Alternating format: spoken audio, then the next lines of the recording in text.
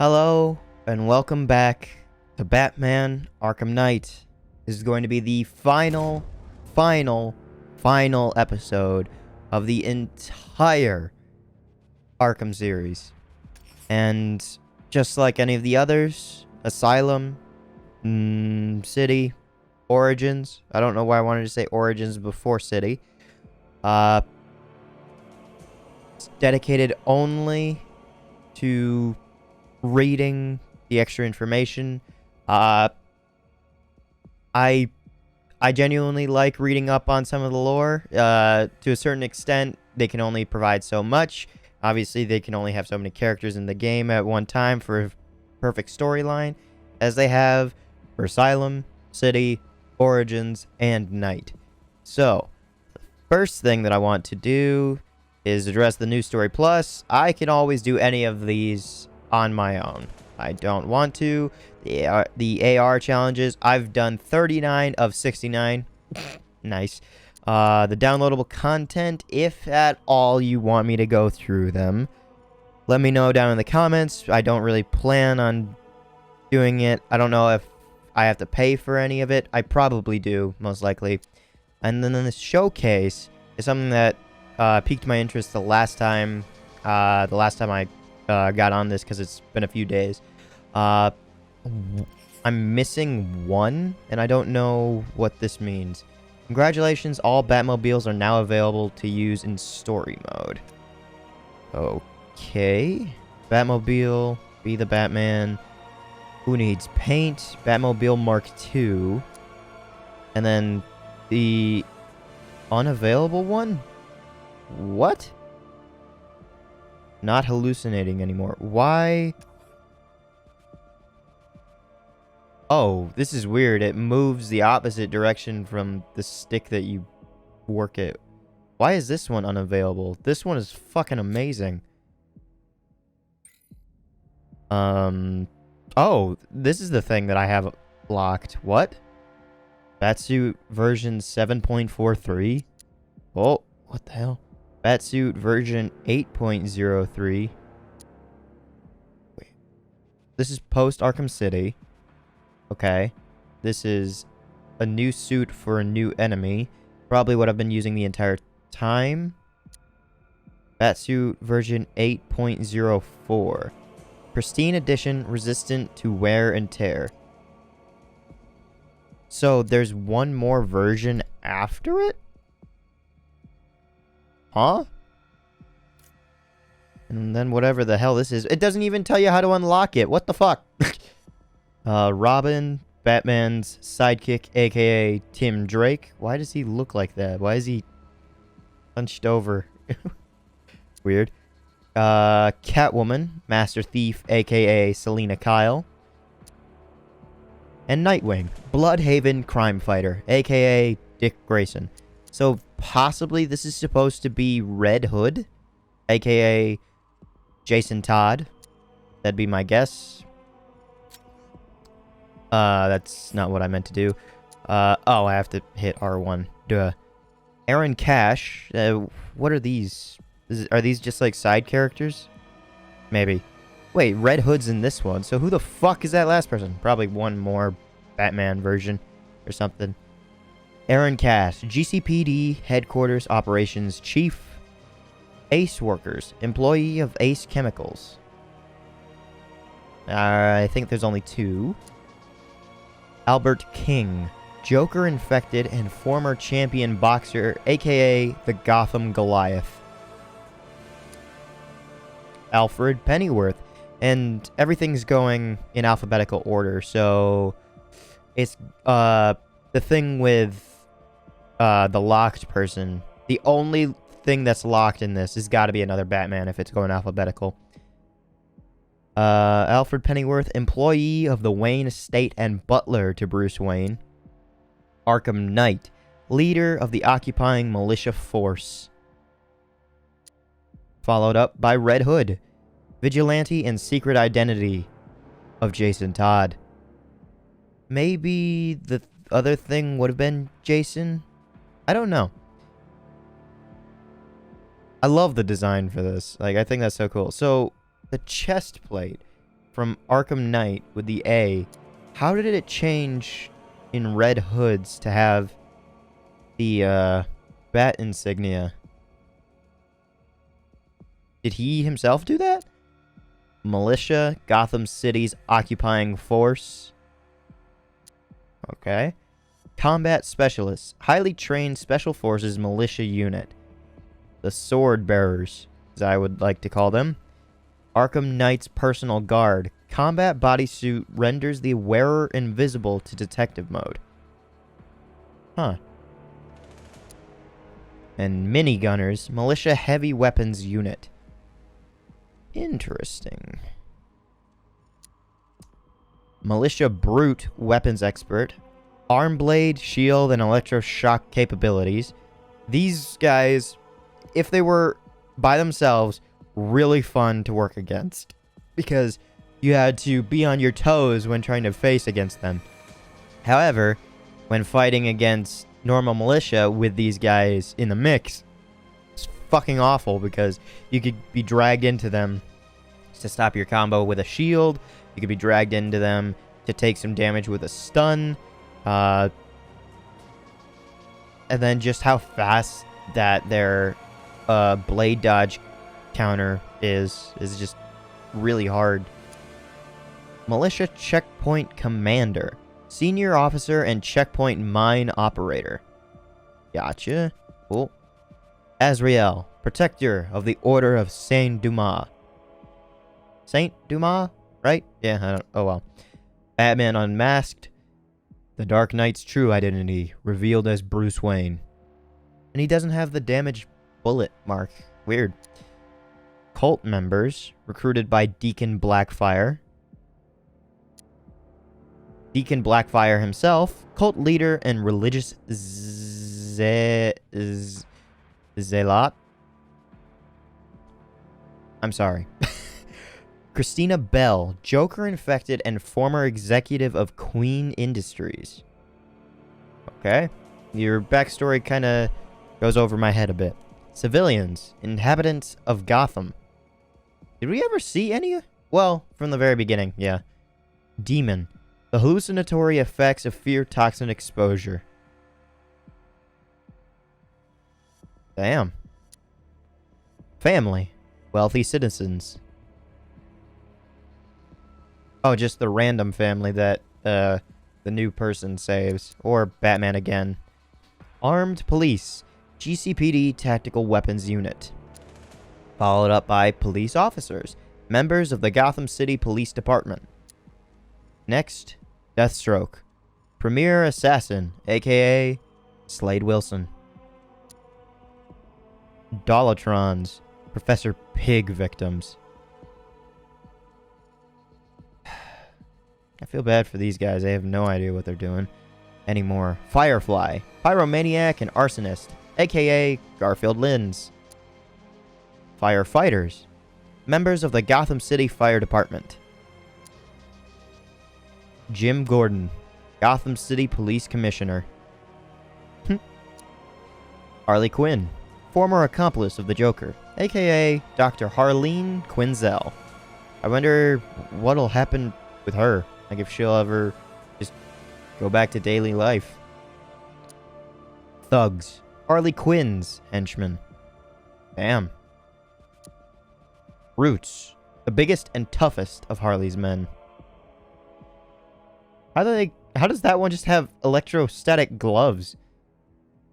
Like that's just wires on his hands. There's no way like his hands wouldn't be burnt to a crisp. Minigun brutes. Harley's frontline firepower. Henry Adams, Joker infected and headmaster of the McCallum Academy. Hush, adversary of Bruce Wayne, a.k.a. Thomas Elliot. Jack Ryder, journalist and former talk show host. Ass, Jason Todd, deceased former Robin. Damn. I hate looking at that form of him. Johnny Charisma, Joker infected and entertainer, a.k.a. Jonathan Brown. Joker, Batman's arch nemesis. There's a few versions of him. Weird. Sick Joker, suffering the effects of Titan overdose. Uh-huh. Now this one. Young Joker, the clown prince of crime. Was this anywhere in the mix? I don't remember that being there. Or that being in the storyline. Lucius Fox, CEO of Wayne Enterprises. Oh, that's the disruptor gun. I was like, when the fuck does Lucius carry a gun? Man-Bat, formerly Dr. Kirk Langstrom. Followed up by Kirk Langstrom, scientist specializing in chiropterology. Chiropterology. Fuck it. Primates. Stag test subjects, including the albino one. Oracle. Yay! Batman's sidekick, aka Barbara Gordon. Paramedics. Members of Gotham City Emergency Services. Penguin. Gotham Crime Lord, aka Oswald Cobblepot. Penguin thugs, recruited from Gotham's criminal underworld. Penguin brutes, and the mask that they have for the showcase is creepy. The biggest and toughest of Penguin's men. Poison Ivy. Metahuman formerly known as Dr. Pamela Isley. Professor Pig. Circus Boss, aka Laszlo Valentine. Has he done something with his face? Like, that's one thing that I actually just don't know. Like, did he ever do something with his own face? Reporters. Assorted members of Gotham's press. Riddler. Evil genius. A.K.A. Edward Nygma. Riddler mech. Built for the sole purpose of killing Batman. Riddler robot. Riddler's mechanized army. They all, like, the one thing that I really didn't like about their design, but also is kind of cool about their design, is their very big, rotund stomachs. Like, it looks like they're carrying a baby version of them on the inside. That'd be fucking creepy. You beat one and then out jumps, like, the next one. Ugh. Rioters. Petty criminals. Out to see Gotham burn. Just out on the streets, you pound their face in. Scarecrow. Supervillain and Master of Fear. A.K.A. Dr. Jonathan Crane. Simon Stagg. CEO of Stagg Enterprises. Deceased scientists. Yeah, those that were all just scattered around. Former researchers for Stagg Enterprises. Two-Face. Supervillain and former District Attorney Harvey Dent. Two-Face thugs. Bank heist crew.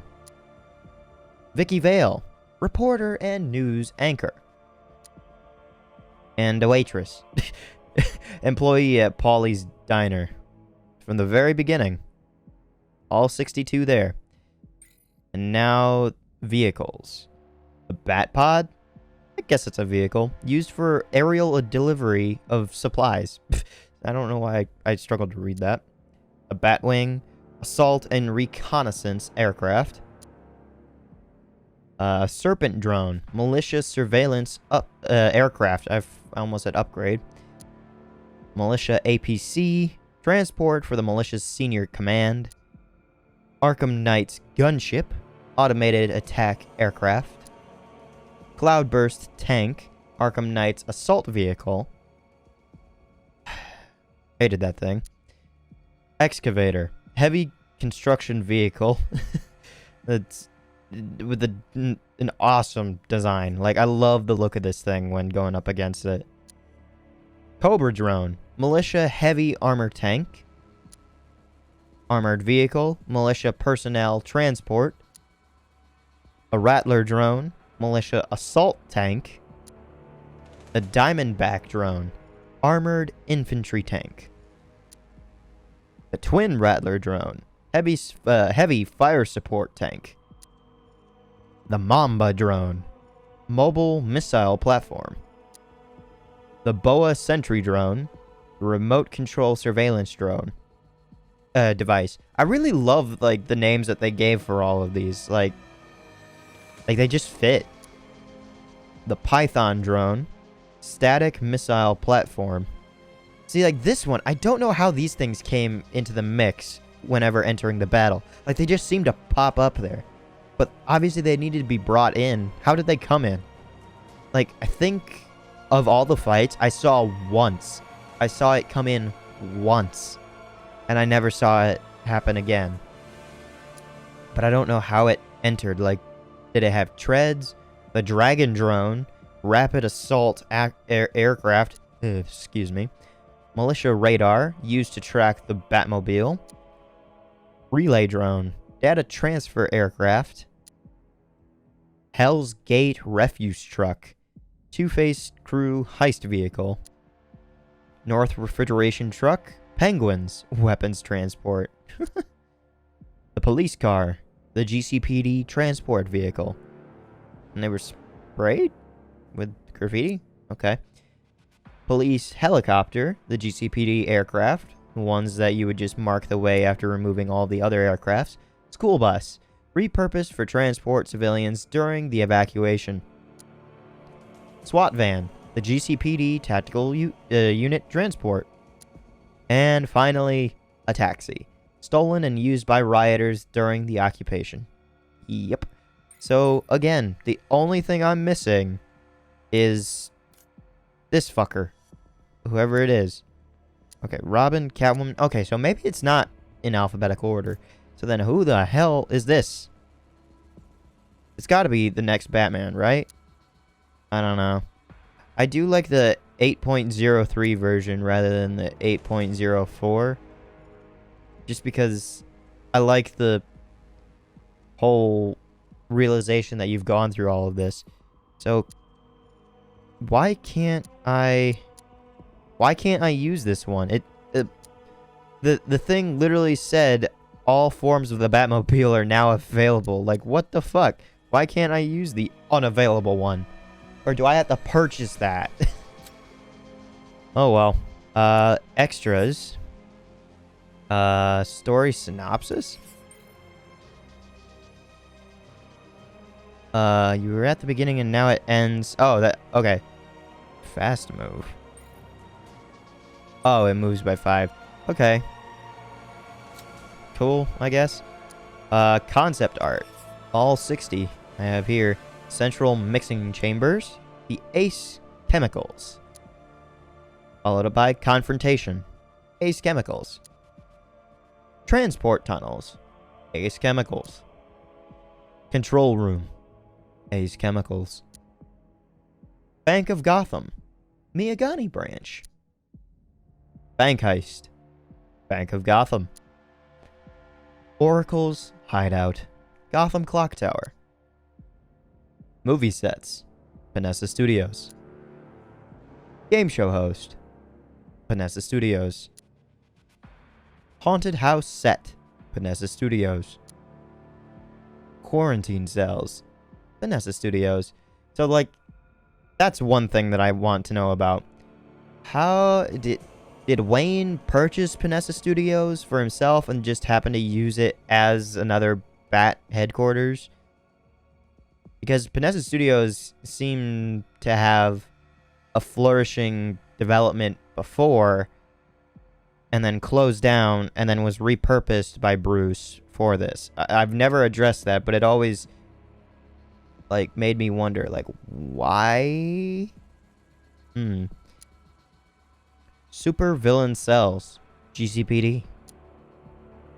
Bruce Wayne's office. Wayne Tower, with Hush in the middle. Arkham Asylum. The main hall. Crime Alley. Wayne murder crime scene. Scarecrow's meeting. And is that with Arkham Knight? And Poison Ivy. Arkham Asylum. That was in Arkham Asylum? But what? Huh? Okay. Penguin Weapons Cache. Converted Repair Shop. Pretty Dolls Parlor. Professor Pig's Hideout. Riddler Robot. Orphanage Main Hall.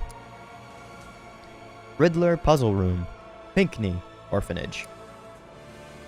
Access Tunnels. Arkham Knight HQ. Briefing Room. Arkham Knight HQ. Rooftop Confrontation. Arkham Knight HQ. Hideout Entrance. Arkham Knight HQ. Excavator Battle. Arkham Knight HQ. Fan Control Room. Arkham Knight HQ. Excavator Reveal. Arkham Knight HQ. Human Testing. Stag Airships. Observation Deck. Stag Airships. Cloudburst Chamber. Stag Airships. That looks like the art from the Telltale series. Excuse me. Like, does it not? Like, it almost looks comic booky. Like, it belongs in Borderlands. Weird. Loading Bay. Ace Chemicals. Pump Station. Ace Chemicals. Ace Chemicals Factory. Exterior. Clock Tower. On Bleak Island. Vanessa Studios. Exterior. Wait, what the... Is there something that looks like a swamp monster on the outside that I just never noticed? I remember seeing, like, the clown-looking thing holding... Or, clown? Or, the joke? The fool? Something. Oh, well. Wayne Manor. The press awaits. Evacuation. Miagani Island. GCT Building. Miagani Island. Gotham City Trains. Oh, okay. Glad I read the outside, because I'm like, what the hell is the GCT Building? I only know about the GCPD. Lone Protector. Miagani Island. Lone Protector. There are multiple protectors, dumbass. Standing Sentinel. Pre-evacuation. Night Flight. By Mainland Bridge. Gotham Skyline. View from mainland. Gridlocked. Railway Terminal. Bat's Eye View. Early concept. City Livin'. Off Grand Avenue. Flying High. Beneath Stag's Airships. Airship, excuse me. It almost seems like a sentence in itself. Flying high beneath Stag's airship. Surveying his domain. Grand Avenue. On the Shoulders of Giants. I know that I can make them bigger and, like, look at, like, more of the picture, but you kind of get, like, the whole idea from just this. On the Shoulders of Giants bridge concept. Founders Island. View from Miagani. Gotham's Rebirth. On Founders Island. Penitence. Penitence. Penitence? Penitence Bridge. Founders Island. The Old City. Beneath Founders. Bleak Island. Occupation concept. Disused Waterway. Bleak Island.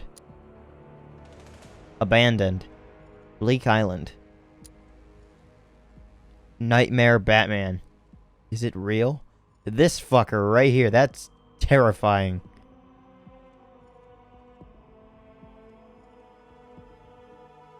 A red bat and red eyes and razor sharp teeth. What unlocked that? Was that beating, like, the main story? I don't know. Botanical Gardens. Ivy takeover. Ivy plants. Combating fear toxin. Pinckney Orphanage. Exterior. And finally, Stag Airships. Mooring near Wayne Tower. Alright. That's that. Now, I guess I can enter the game again. So once I do this, I did check it out before I ended the last episode the last time. It kind of just drops you right where you initiate the Nightfall protocol, right at the bat signal. But I think I might have an idea of how to unlock the final thing in the showcase with the other bat suit, which might be the Nightmare Bat, which I kind of hope so, because that thing was fucking sweet. Level up. What? I don't remember it. Oh, yeah, 3 Wayne upgrade points from beating the Riddler, which I can't really use on anything. But there... Yeah, this will unlock more stuff. More tapes that I can listen to in the profiles, which will be good. I have all of these. Wait a minute, didn't I already, like, go through all of these? What? I wonder if I have to unlock, like, all of the, or beat, excuse me, not unlock, beat all of the, what are they called? AR challenges, yeah. Wonder if I have to do that to unlock that final bat suit. I hope not. Alright. Let's listen and... Well, let's read and listen to everything. Starting with Aaron Cash's character bio. This is Aaron Cash. His occupation is a GCPD officer. He's based in Gotham City. His eye color is brown. His hair color is black. He is 6 feet tall and he weighs 200 pounds.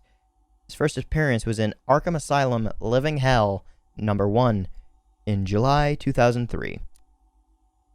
A Gothamite through and through, Aaron Cash has spent his entire working life serving the city's law enforcement and security services. He rose to become one of the most senior and respected guards at Arkham Asylum, which was also where he suffered a violent attack by Killer Croc, resulting in the loss of his hand and a long-standing hatred of the villainous creature. He is a trusted friend of both Batman and Commissioner Gordon, who, following the closure of Arkham City, reinstated him back at GCPD, where he started his career. He's missing his left hand, he has proficiency with firearms, and he has great physical strength. Albert King. His real name? Albert King. His occupation was once a heavyweight boxer. He's based in Gotham City. His hair color is brown. His hair color is black. His eye color is brown. He's 6'7". Damn, pretty tall. He weighs 284 pounds, and his first appearance was in Batman Arkham Knight, June 2015. Albert King, aka the Gotham Goliath, is a legendary prize fighter with the most consecutive knockouts since records began. Days before his testimonial fight, King checked into Gotham General for a routine procedure, only to become infected with Joker's mutated blood. Hospitalizing his entire family in a fit of rage, King appears to have taken on the more violent and sadistic aspects of the Joker personality. It almost looks like he's got 3 fingers instead of 4, and the 4th one is just like the rest of his hand, kinda like his arm poking through. Sorry to interrupt. Highly proficient fighter. He has superhuman strength, and he has an uncontrollable rage. Damn. Alfred. Real name, Alfred Pennyworth. Occupation, butler. Based in Gotham City. His eye color is blue. His hair color is gray, but was once black. He is 6 feet tall. He weighs 160 pounds. And his first appearance was in Batman #16. From April to May 1943. After a varied career, Alfred Pennyworth was employed as the Wayne family's butler. When Bruce Wayne's parents were killed, Alfred raised the young orphan and reluctantly aided him in his quest to become the Batman. Alfred's many skills, ranging from cooking to combat and medicine, make him Batman's staunchest ally, and his formal demeanor helps ground the Dark Knight and deflect those who might otherwise suspect Bruce Wayne's true identity. He's a skilled actor.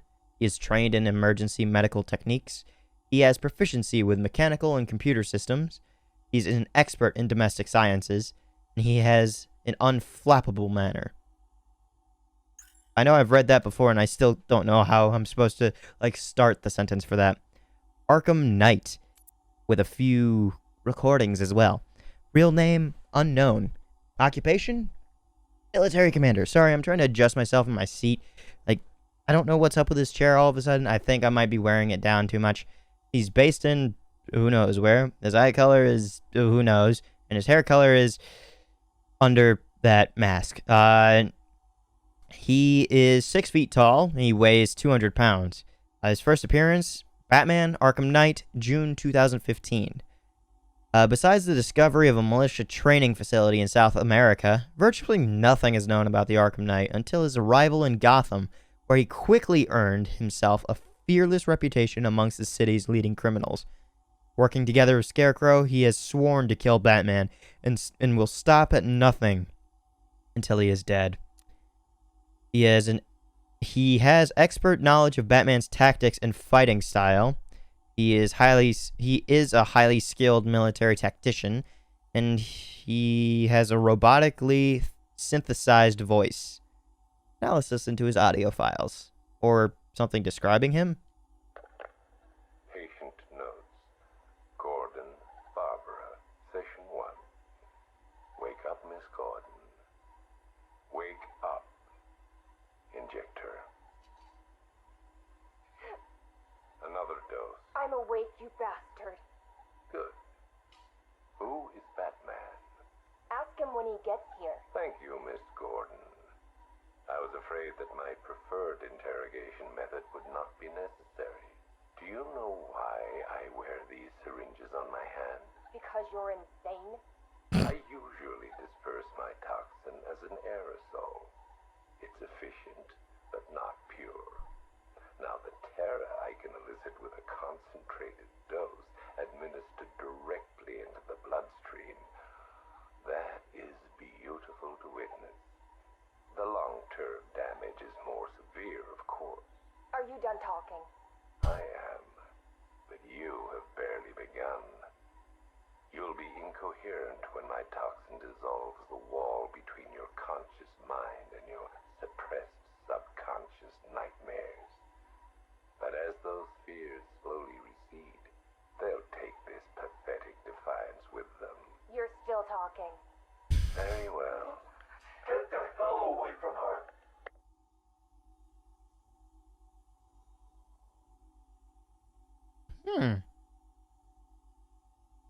What was that? Arkham Knight actually defending her?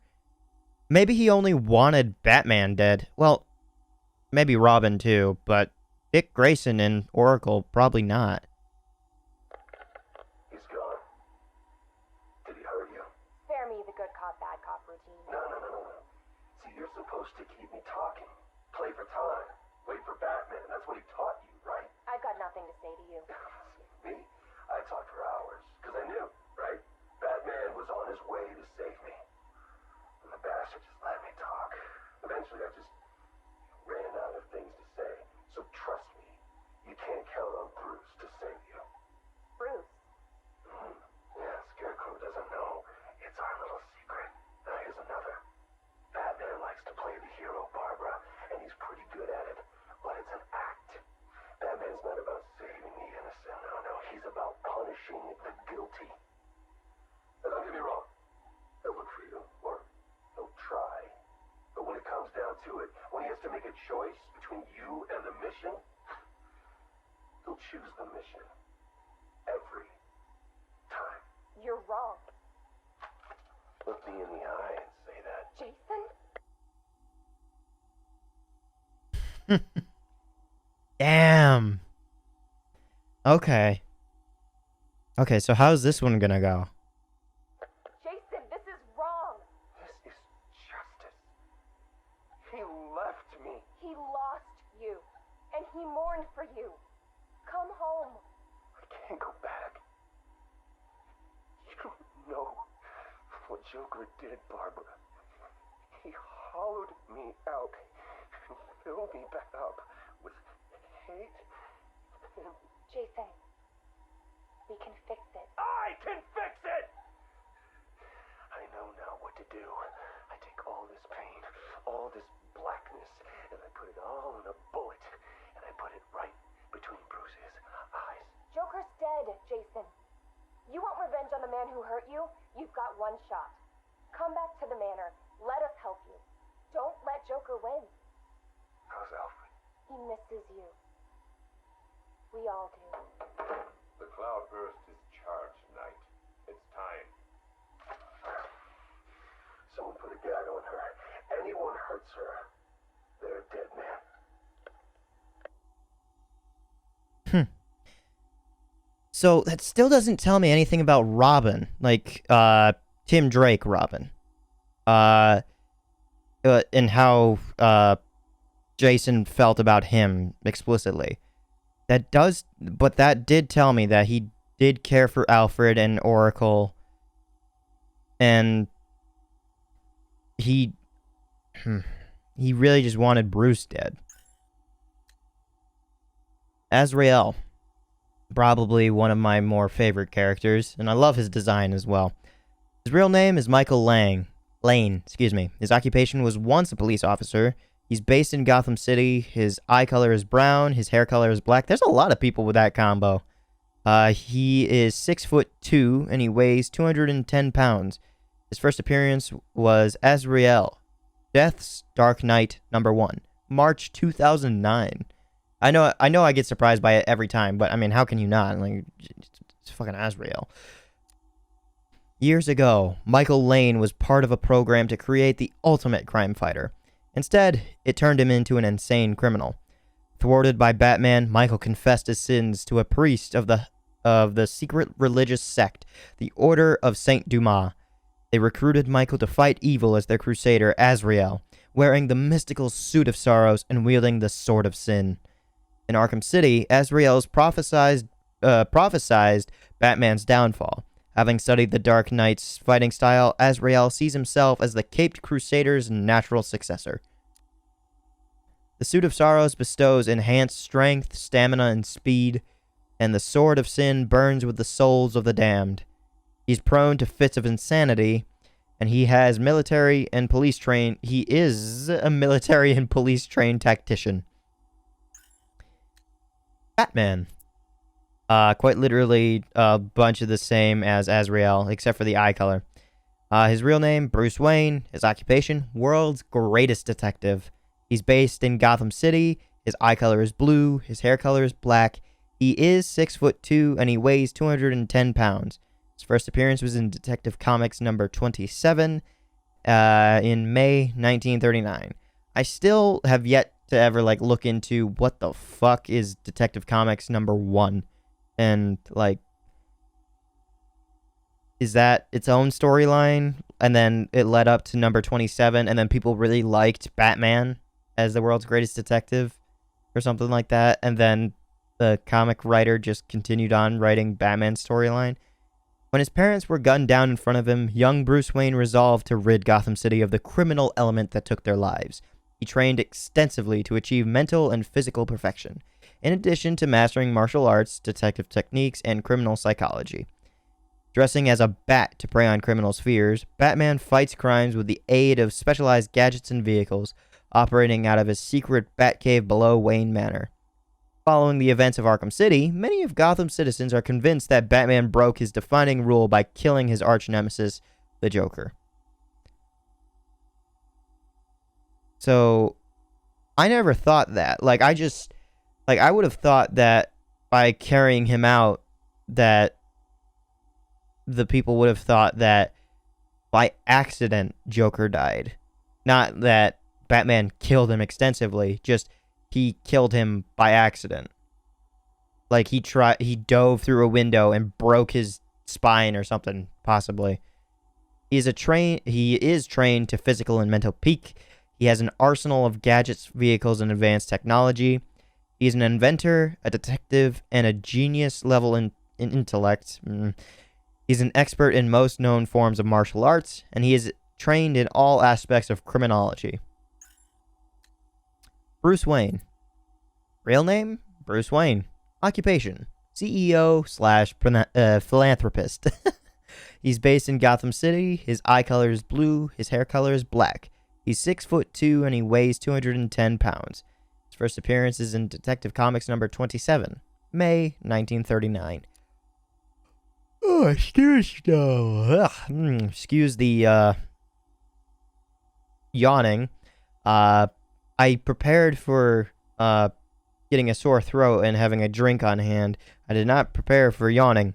Born into the wealthy Wayne family, Bruce Wayne had an idyllic childhood, but after witnessing his parents' violent murder in crime alley, Bruce dedicated his life to battling criminals. He circled the globe for years, training his mental and physical abilities to their peak. Gotham City welcomed him home, not knowing that high society's favorite billionaire playboy is also the Batman. Following the Arkham City debacle and the prison's subsequent closure, Bruce Wayne once again came to Gotham's rescue, footing the bill for its extensive redevelopment. Damn. He has enough money just to do that? Well, then again, billionaire playboy by day, Batman by night.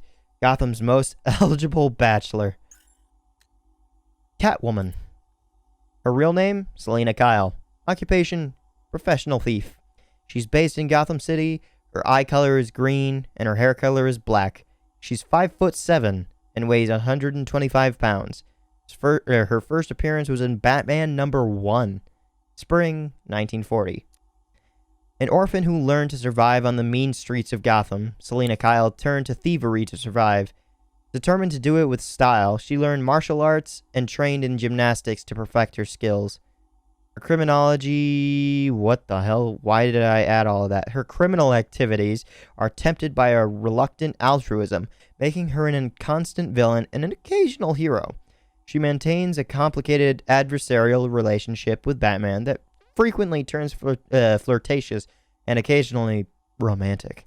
Little is known about her movements since the closure of Arkham City, but a string of high-profile burglaries suggests she is at large in Gotham. She's a trained gymnast and athlete. She's an expert in hand-to-hand combatant.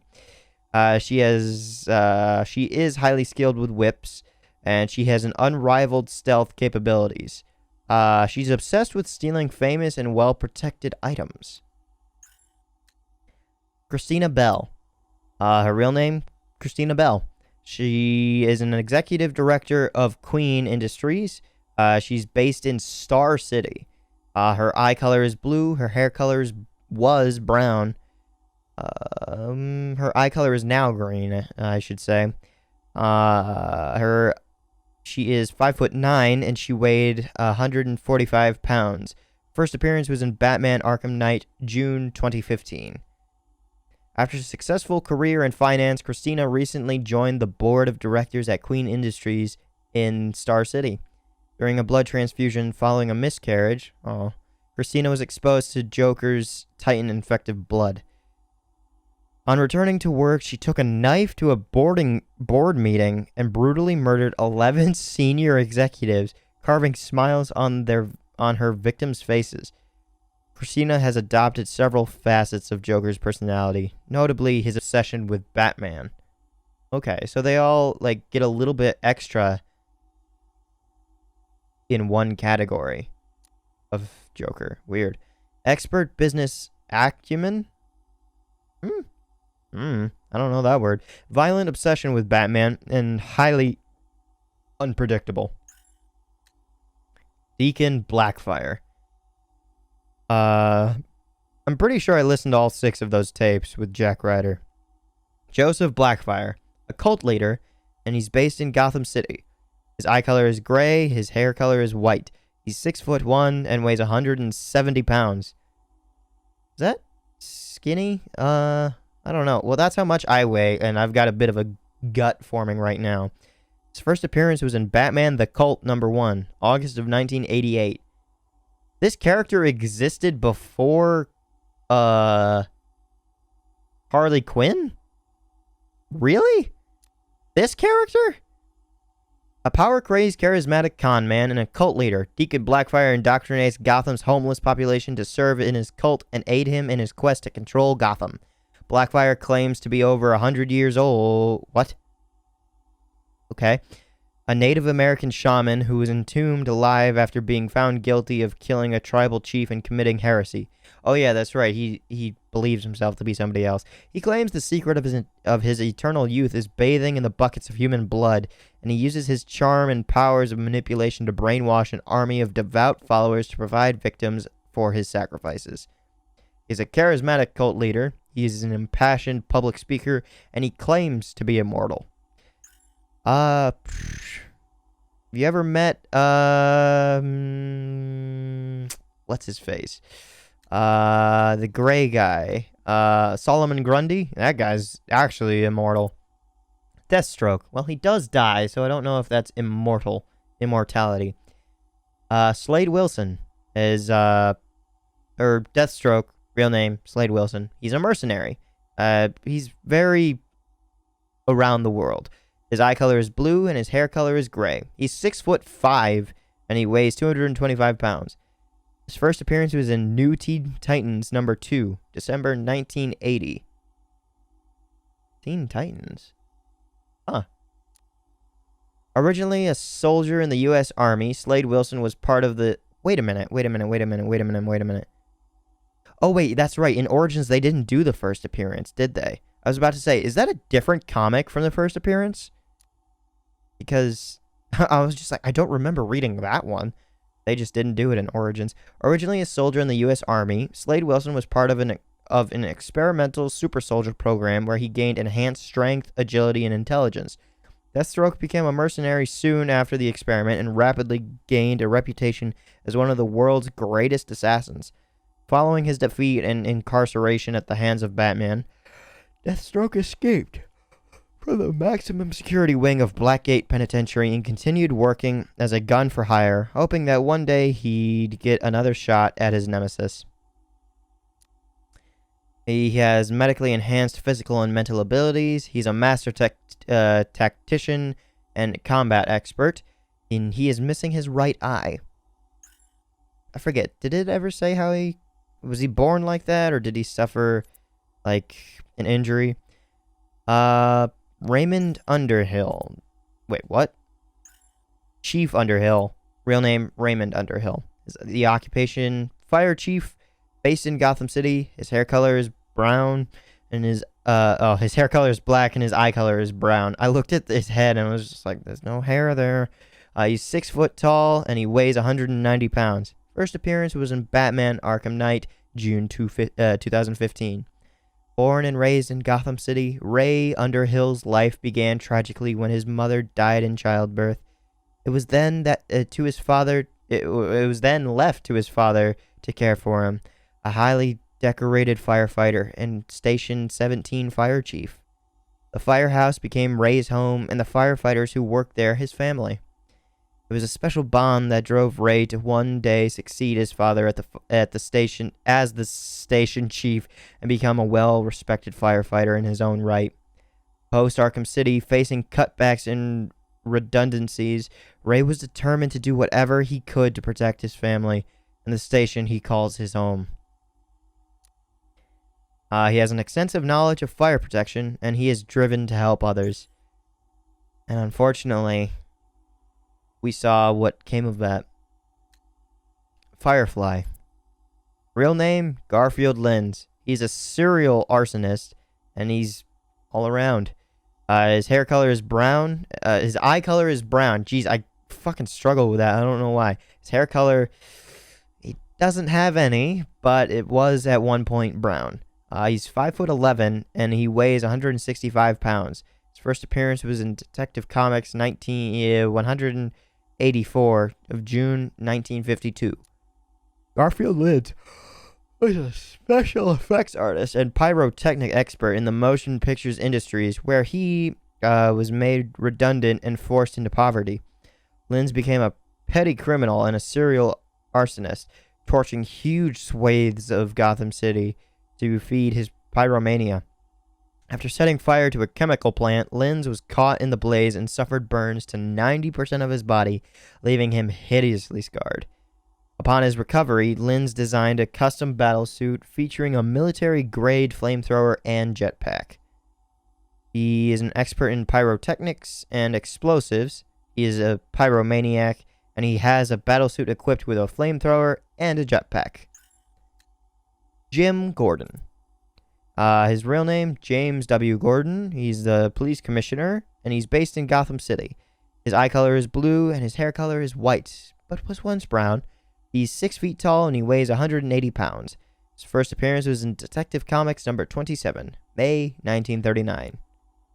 Police Commissioner James W. Gordon dedicated his career to cleaning up the corruption in the Gotham City Police Department, a goal he has come a long way toward accomplishing. He has been equally tough on crime and in the pursuit of making Gotham City safe for all of his citizens. Gordon has forged an uneasy alliance with Gotham's other top crime fighter, the mysterious vigilante known as Batman. Since the closure of Arkham City and the death of Joker, Gordon has overseen a period of relative calm in Gotham, with crime steadily declining. On the back of these successes, many see Gordon as a prime candidate to become the city's next mayor, in which he does end up trying to become. He's an experienced police officer and a trained criminologist. He's proficient in hand-to-hand fighting, and he's an expert marksman. Harley Quinn, and she's got some tapes for us to listen to. Her real name, Dr. Harleen F. Quinzel. She is a professional criminal, and she's based in Gotham City. Her eye color is blue, and her hair color is blonde. She's 5'7" and weighs 140 pounds. First appearance was in Batman Adventures number 12, September 1993. Is that right when I said Deacon came first? 1988. Yep. Damn. An Arkham Asylum psychiatrist assigned to treat the Joker. Dr. Harleen Quinzel instead became obsessively fixated on her patient, believing herself to be in love with him. I don't like the way that they say that, believing herself to be in love. Like, isn't she just in love with him? She helped him escape and took on her own criminal identity as Harley Quinn. Why did I read it like that? A violent and unpredictable felon whose only motivation was achieving the Joker's approval. Because of his cruel and mercurial nature, this in some ways made her just another of his victims, albeit a very dangerous one. Since her ill-fated attempt to avenge her lover's death in Arkham City, Harley is rumored to have assumed control of Joker's criminal gang and begun plotting another attack on the man she holds responsible, Batman. She has surprising strength and stamina. She has superior gymnastic skills. And she has a total disregard for human life. Now let's listen to some of her tapes. Who's there? It's Mr. Adams. We spoke on the phone. Oh, come in, but slowly, and keep your hands up. Thank you for agreeing to see me, Miss Quinzel. Well, you said you know something about Mr. J. Start talking. Well, it's not every day I have a gun pointed at my face. It's rather exciting, isn't it? You gotta go 2 seconds before I blow your wrinkly old brains out.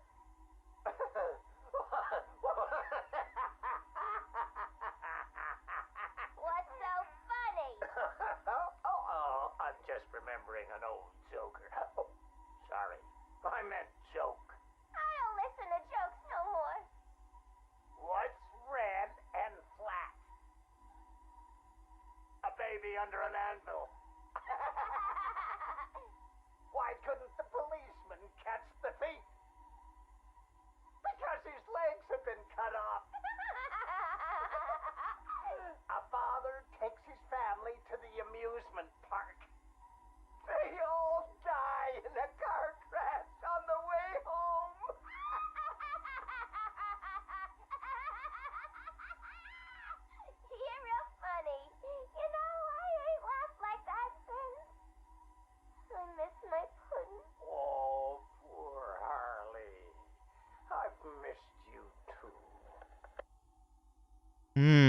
That'd be fucking creepy to Harley.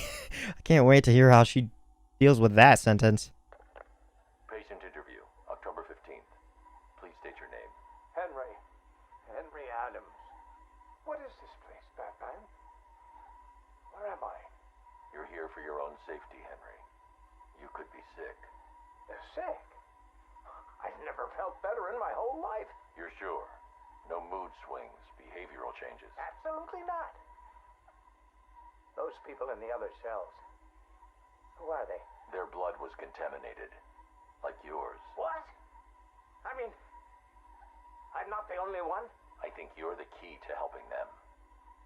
Those smiles. I've seen that before. It's him. The Joker. We'll find a cure, Henry. We're in danger, Batman. You can't risk that kind of evil escaping into the world.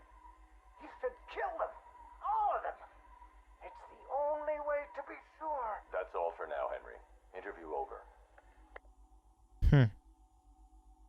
I wonder if he was suspicious at that point, Batman, saying, he did, in the very beginning, we did suspect him, like, not showing any symptoms.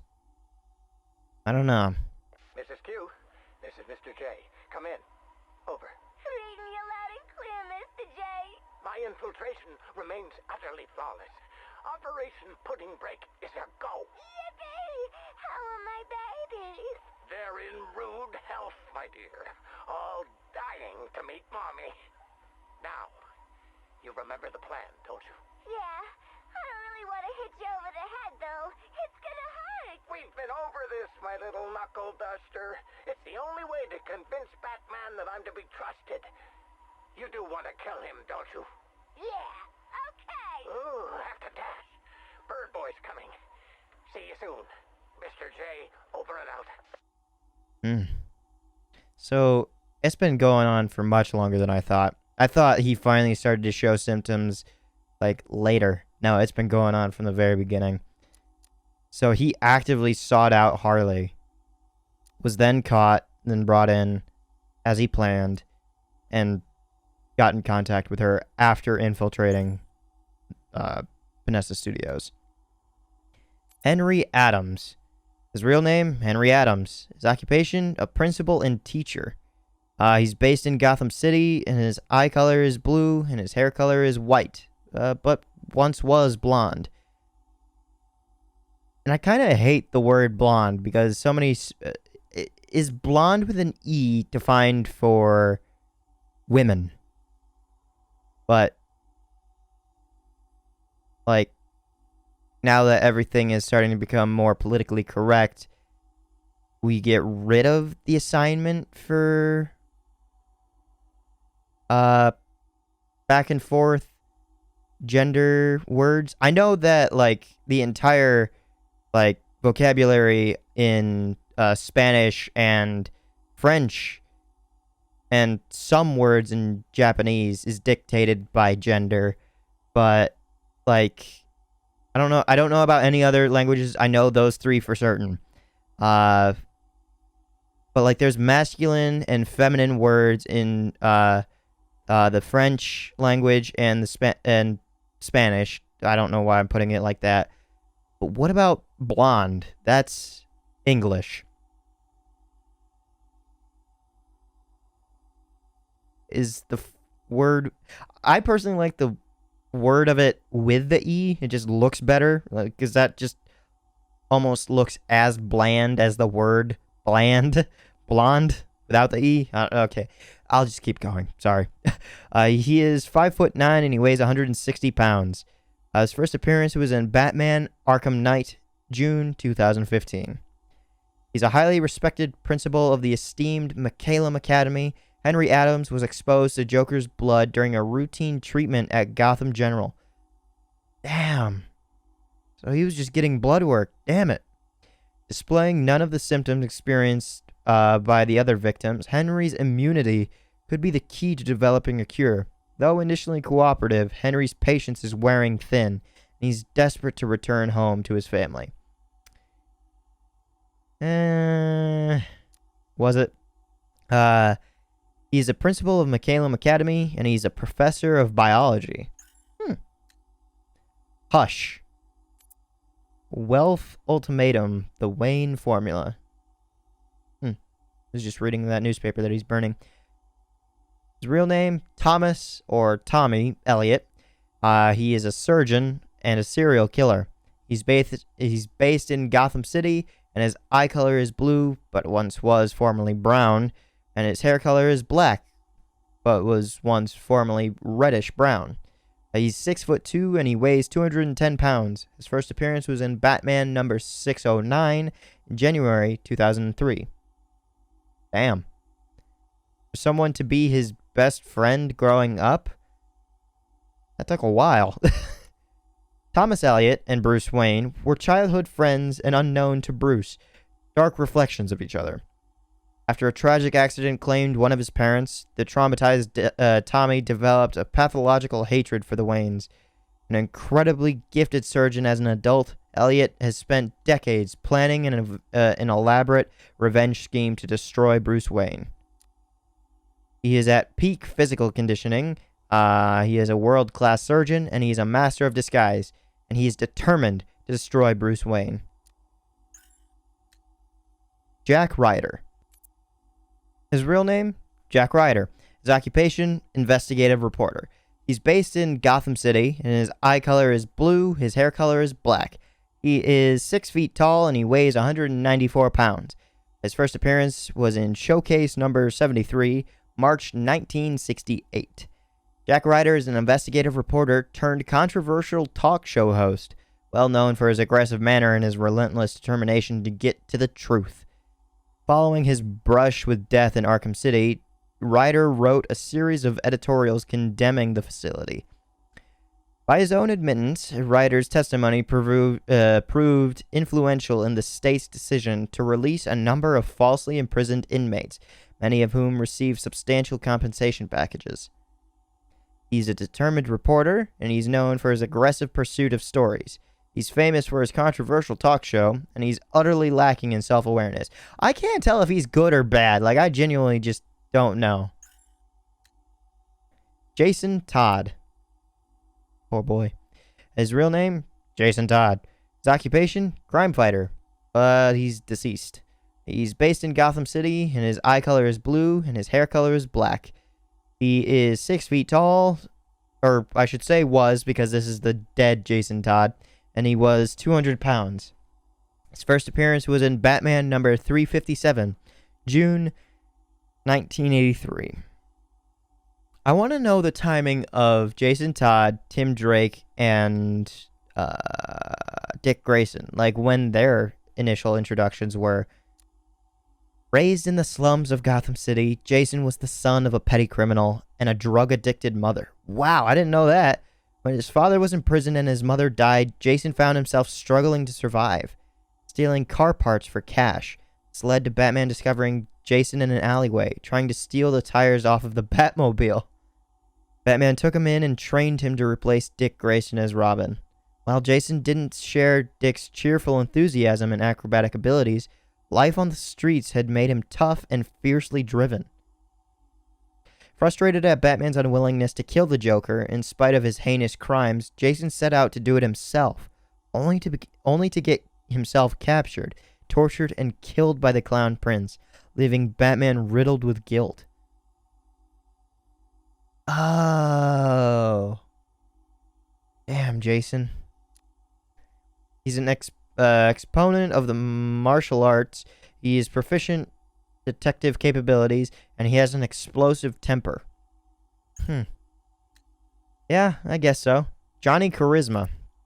His real name? Jonathan Brown. He was once a singer. He's based in Gotham City. His eye color is green, and his hair color is brown. His eye color didn't need to change for that one. Nice. He's 5'10", and he weighs 172 pounds. His first appearance was in Batman Arkham Knight, June 2015. Jonathan Brown, or Johnny Charisma, made a name for himself on the cabaret circuit before hitting the big time when he was discovered by a national talent show. Charisma is no stranger to controversy with the string of drug offenses and a DUI.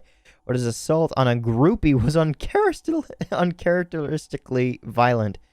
That is a fucking long-ass word to try and just, like, squish into a sentence while trying to, like, laugh through it. Uncharacteristically. Since his infection, Charisma has been displaying signs of megalomania, with his behavior echoing the sadistic showmanship of the Joker. He's a trained vocalist, he's a narcissist, and he's a baritone. Now the Joker, with some tapes of his own? And that flag does not look like it passes behind his head. That looks like it actually does go through his head. But because the hair, like, fades through it, it almost seems like there's no brain.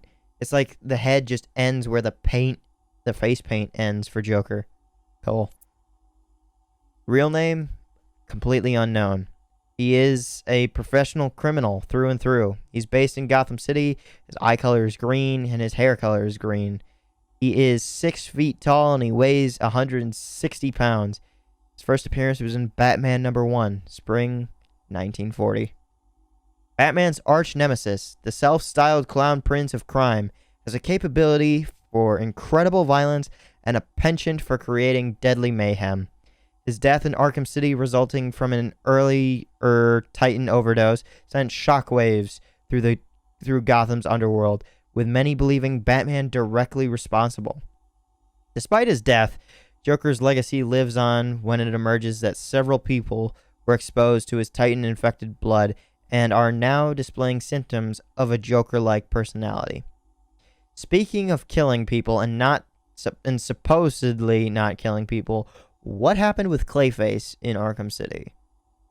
I literally chopped him in half and froze him in place. Does that not count as death? Well, Nora Freeze is in a state of limbo, so I guess not. Unrepentant homicidal maniac. He's a surprisingly strong hand-to-hand combatant, and he has an unknown past, but he employs various deadly weapons, often based on party gag items, and he uses a fatal toxin that stretches victims' faces into a Joker-like grin. Let's listen to the only tape that he has? I thought he had 3. There's only 1? 2 years ago, I uncovered Joker's plot to unleash a genetically enhanced army on Gotham. The drug he used to modify his henchmen was called Titan. Before I could stop him, Joker ingested a massive dose of the Titan formula and mutated into a gigantic abomination. I managed to defeat him, but his overdose had devastating side effects. Joker was dying, and he needed a cure. To ensure my cooperation, he infected my blood with his own, leaving me no choice but to help him. But that wasn't all. He contaminated Gotham's blood banks, too. The result? The patients currently quarantined here. Joker's mutated blood behaves like a prion infection, attacking the brain and transforming these people into him. Unless we find a way to reverse the process, no one will be able to stop what he has unleashed. Okay, I've got a question. Okay, so after that, we know that Joker's blood was infected. So he infected Batman and blood banks, thus infecting 4 other people. Batman needed the cure as much as Joker did because it was slowly killing him from the inside. Did the other 4 people need the cure as well? And what was the whole point of seeking out Ra's al Ghul in Arkham City if that wasn't the cure after all? Ra's al Ghul's blood had immortality serum from the pits of Lazarus. Yep, that's right. Pit of Lazarus? Pits of Lazarus.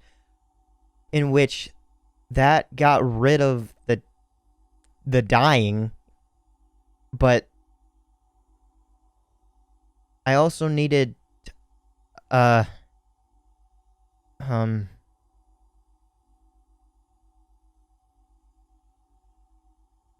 so I'm going through the footage as well in Arkham City. I'm trying to think about this. So I gave my blood to Robin, and and then he went back to Oracle. The blood was tested. They found the compound. I went to Ra's al Ghul. I got a sample of his blood. I drank it.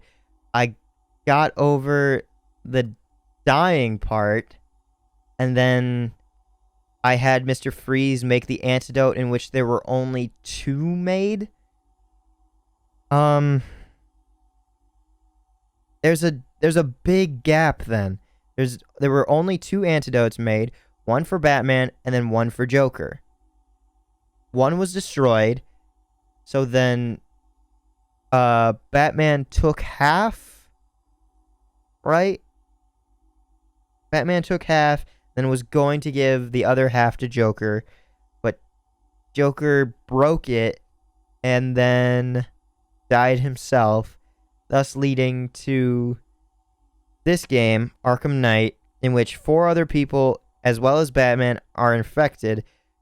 None of the other 4 are dying, and Batman himself is also changing, but at a much slower rate than anybody else. I'm trying to process my mind through it, but it doesn't make sense. Like, these people, the other 4 should have died right alongside. I don't know. Kirk and Francine Langstrom. Real names? Exactly that. They are biologists, and they were based in Gotham City. Their eye colors, respectively, were green and blue, and their hair colors were gray and brown.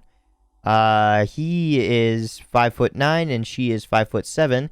He weighs 170, and she weighs 150.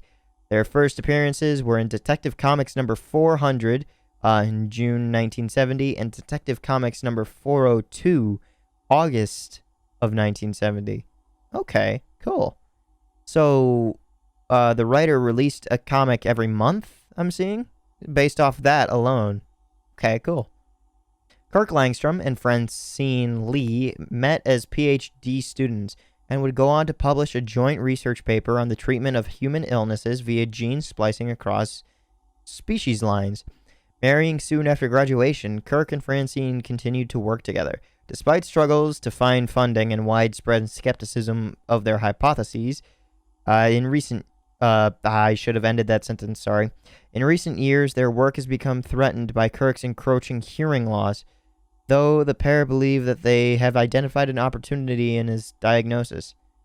Why would their work be threatened by his hearing loss? There are many ways to combat that. Hearing aids, as well as sign language. Like, what? Also, just like speak and spell shit. Why would their work become threatened? What? Also, they published a joint research paper across species lines. They were able to have it published. Why would there be any skepticism at all about their gene splicing? Like, what?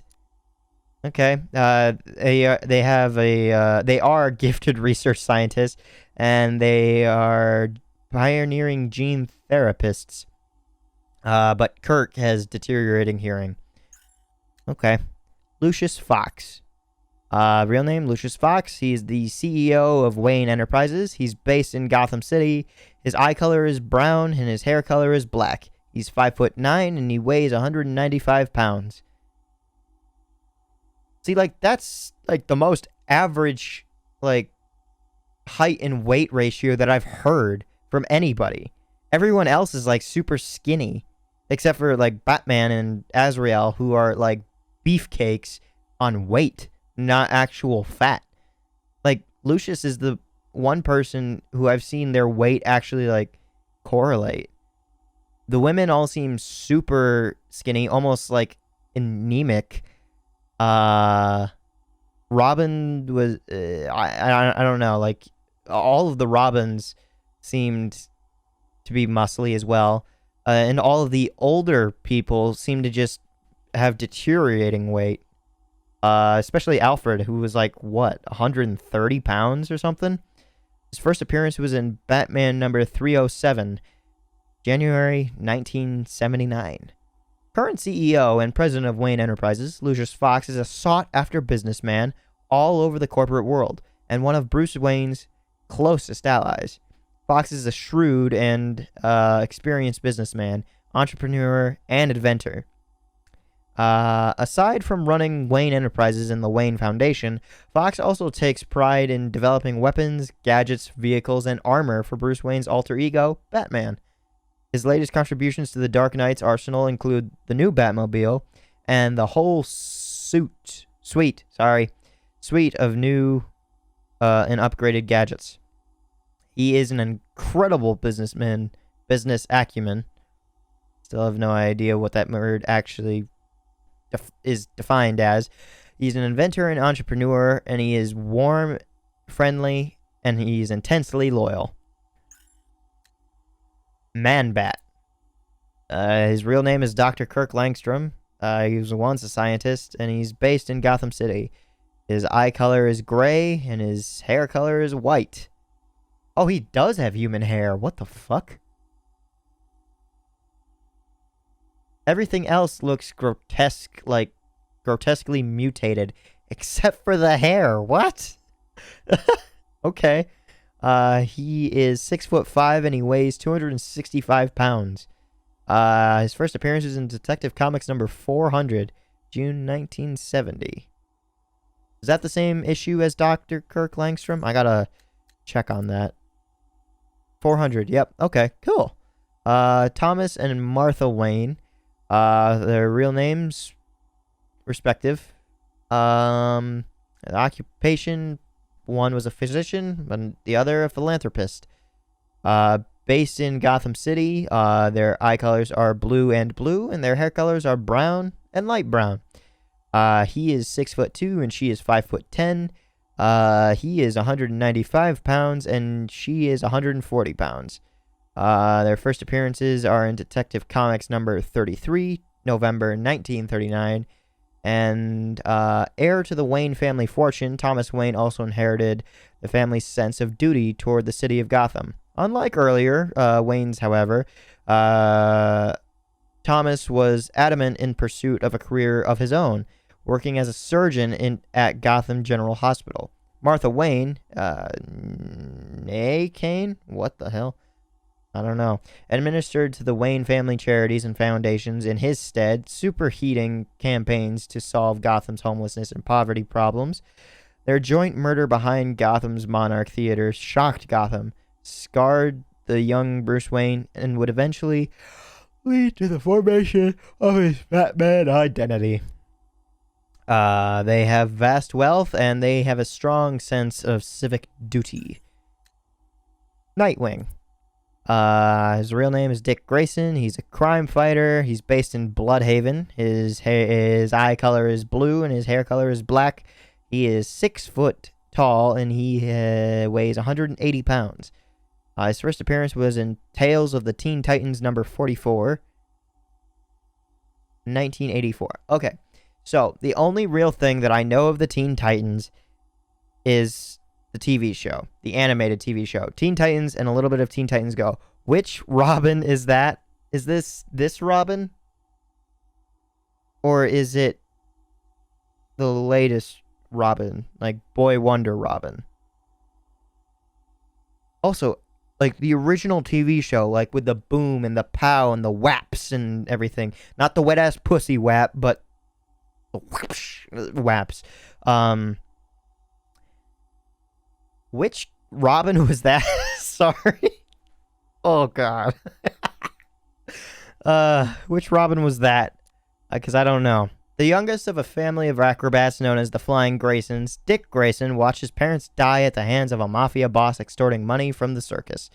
Bruce Wayne adopted, there we go, this is the one that he adopted, the young orphan as his ward and subsequently trained him to become his crime-fighting partner, Robin. Did he actually train him knowing that he would become Robin, or did Dick just, like, randomly find out? I don't know.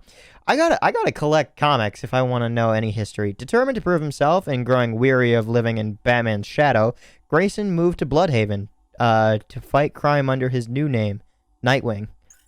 There's one more thing, dumbass. He's trained to fight crime by Batman, and he's a skilled acrobat and master martial artist. Oracle. Her real name, Barbara Gordon. She is an information broker, and she's based in Gotham City. Her eye color is blue, and her hair color is red. She is 5'11", and she weighs 126 pounds. Her first appearance was in Suicide Squad number 23. January 1989. As Barbara Gordon or Oracle? Probably Barbara Gordon, because then she has to become Batgirl, in which she becomes paralyzed. Huh. The daughter of Gotham City's police commissioner James W. Gordon, Barbara Gordon fought crime alongside Batman as Batgirl, until she was paralyzed from the waist down and confined to a wheelchair.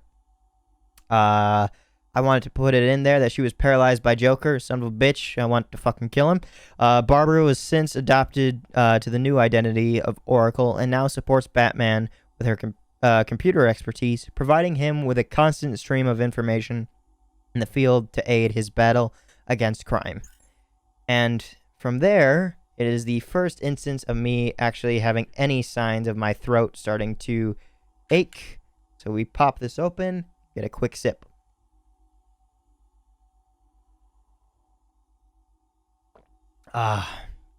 Okay. It's a start, but who knows? Also, I wanted to talk about this. It's vitamin water, not a sponsor, and I'm glad that I can talk about this as not sponsored. You look at this and you think it's lemonade, right? I want to let you know that this is still technically supposed to be vitamin water. So it's water. You want to know what this is flavored like? It's not flavored like lemon. It's lemonade flavored. It literally says that. Lemonade flavored. Like, what the fuck? Just give me fucking lemonade. Penguin. His real name, Oswald Chesterfield Cobblepot. His occupation is a black market racketeer, and he is based in Gotham City. His eye color is blue, and his hair color is black. He is 4'10", and he weighs 175 pounds.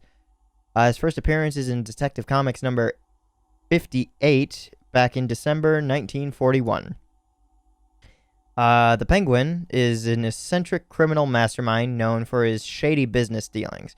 Born into the wealthy Cobblepot family, Oswald was sent overseas for school as a boy. When his family hit hard times, Cobblepot immersed himself in a criminal education on the streets of London. Years later, he re-emerged as the Penguin, a black market arms dealer in Gotham, facilitating the illegal financial activities that fund much of the city's underworld. Since his humiliating defeat in Arkham City, Penguin has resurfaced, supplying arms to Gotham's occupying forces via a front company called North Refrigeration. He is a criminal and financial mastermind. He's an expert in hand-to-hand... what? He knows how to fight? I thought his knowledge of fighting was literally bar fights. The fuck? He is mercilessly cruel, and he has various underworld connections. Huh. Okay. I don't think I've ever read that he was an expert hand-to-hand combatant. Weird. Keep that smoke out of my face, little man. What's the matter, Harv? Burning smell bring back some bad memories. You're a real couple of bozos, you know that? Enough. Well, about time you showed your face. Yeah, what's left of it? What's the deal, Crane? Why are we here? Because you share something. A fear that strikes at you from the shadows, hunts you, keeps you afraid of the dark. Yeah. We all fear Batman. Tell us something we don't know. Like how we kill him. That's my job. There we go. So, was originally 4 people in the same room, which then led to Arkham Knight butting in. This cocky gobshite isn't the first bat fanatic to muscle in on our turf. I'd sooner piss on him than trust him. The coin says give him a chance. Sod the stinking coin. When I make a deal, I like to look a man in the eye. Did you bring a footstool? Yeah, real funny, Harv. You keep talking like that, and Scarecrow's little ceasefire ain't gonna happen. Let this Arkham Knight run his army. Leave him and Scarecrow to chase the bat. We can take care of ourselves. I'm having nothing to do with your bait job. Aside from my cut, of course. You just make sure our men are armed and their guns are loaded. Oh, don't you worry, Arv. The guns will be loaded. Every bleeding second of this truce. Okay, cool. So we learned a little bit as to, like, why they're doing it. Look at you, getting claret everywhere. Look like you've done 10 rounds with Grundy. Oh, my arm. I think it's broken. This had better be good, otherwise I'll give you a match and pair. What happened? We got to the docks, like you said. Harvey's men? They had the same idea as us. Someone warned them, didn't they? You dirty, filthy grass. Boss, please. Someone got the drop on all of us. They killed everyone. What? He went through us like we weren't there. I never seen anything like it. The Arkham Knight. He had a gun in my mouth. He said this was a family now. We all got to get along. And he said, you better know your place. Cheeky bastard. Hey, don't shoot the messenger, right, boss? Nah. I could break his bloody arm down. Oh, boss. My arm.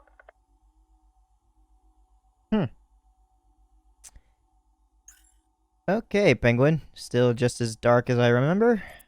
Poison Ivy, otherwise known as Pamela Lillian Isley. Her occupation is a professional criminal. She's based in Gotham City. Her eye color is green and her hair color is red. I wonder what she was before. Was she that much of a ginger? She is 5'8" and she weighs 115 pounds. Is that the skinniest girl we have? Wow. Oh, excuse me. Whoa. Her first appearance was in Batman number 181 in June 1966. Botanist Pamela Isley was transformed by a science experiment gone wrong into a plant-human hybrid. With chlorophyll flowing through her veins instead of blood, she developed a toxic touch and a pheromone-fueled talent for seduction. Her unique brand of eco-terrorism often puts her into conflict with Batman, whose iron will usually protects him from her seductive powers. She was recently captured by Nightwing and imprisoned in Bloodhaven until Harley Quinn staged an audacious breakout. Bloodhaven?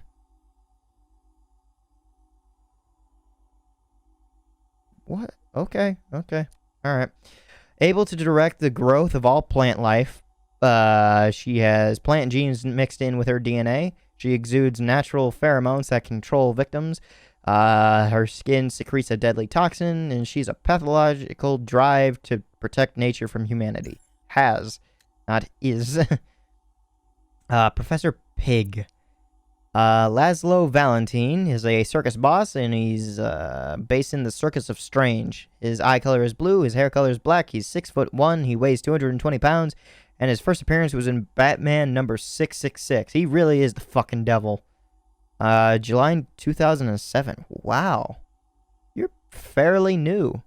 It was only roughly 8 years before this game came out, and 2 years before Asylum came out. Damn. Laszlo Valentine was a gifted scientist who suffered a schizophrenic break, causing him to develop a deranged new persona named Professor Pig. Pig formed the Circus of Strange and began touring the country, leaving a string of mysterious missing persons cases in his wake. An obsessive perfectionist, Pig uses identity-destroying drugs and invasive surgery on his victims to create genderless, lobotomized humans known as Dolotrons. Ugh.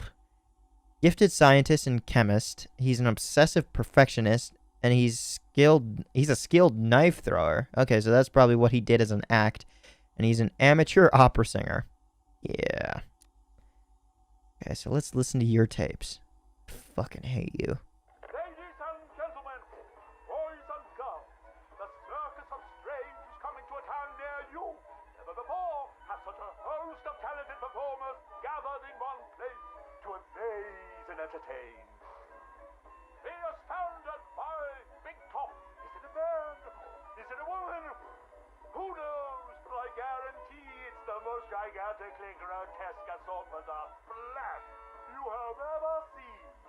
Be dumbfounded by the acrobatic oddity that is science.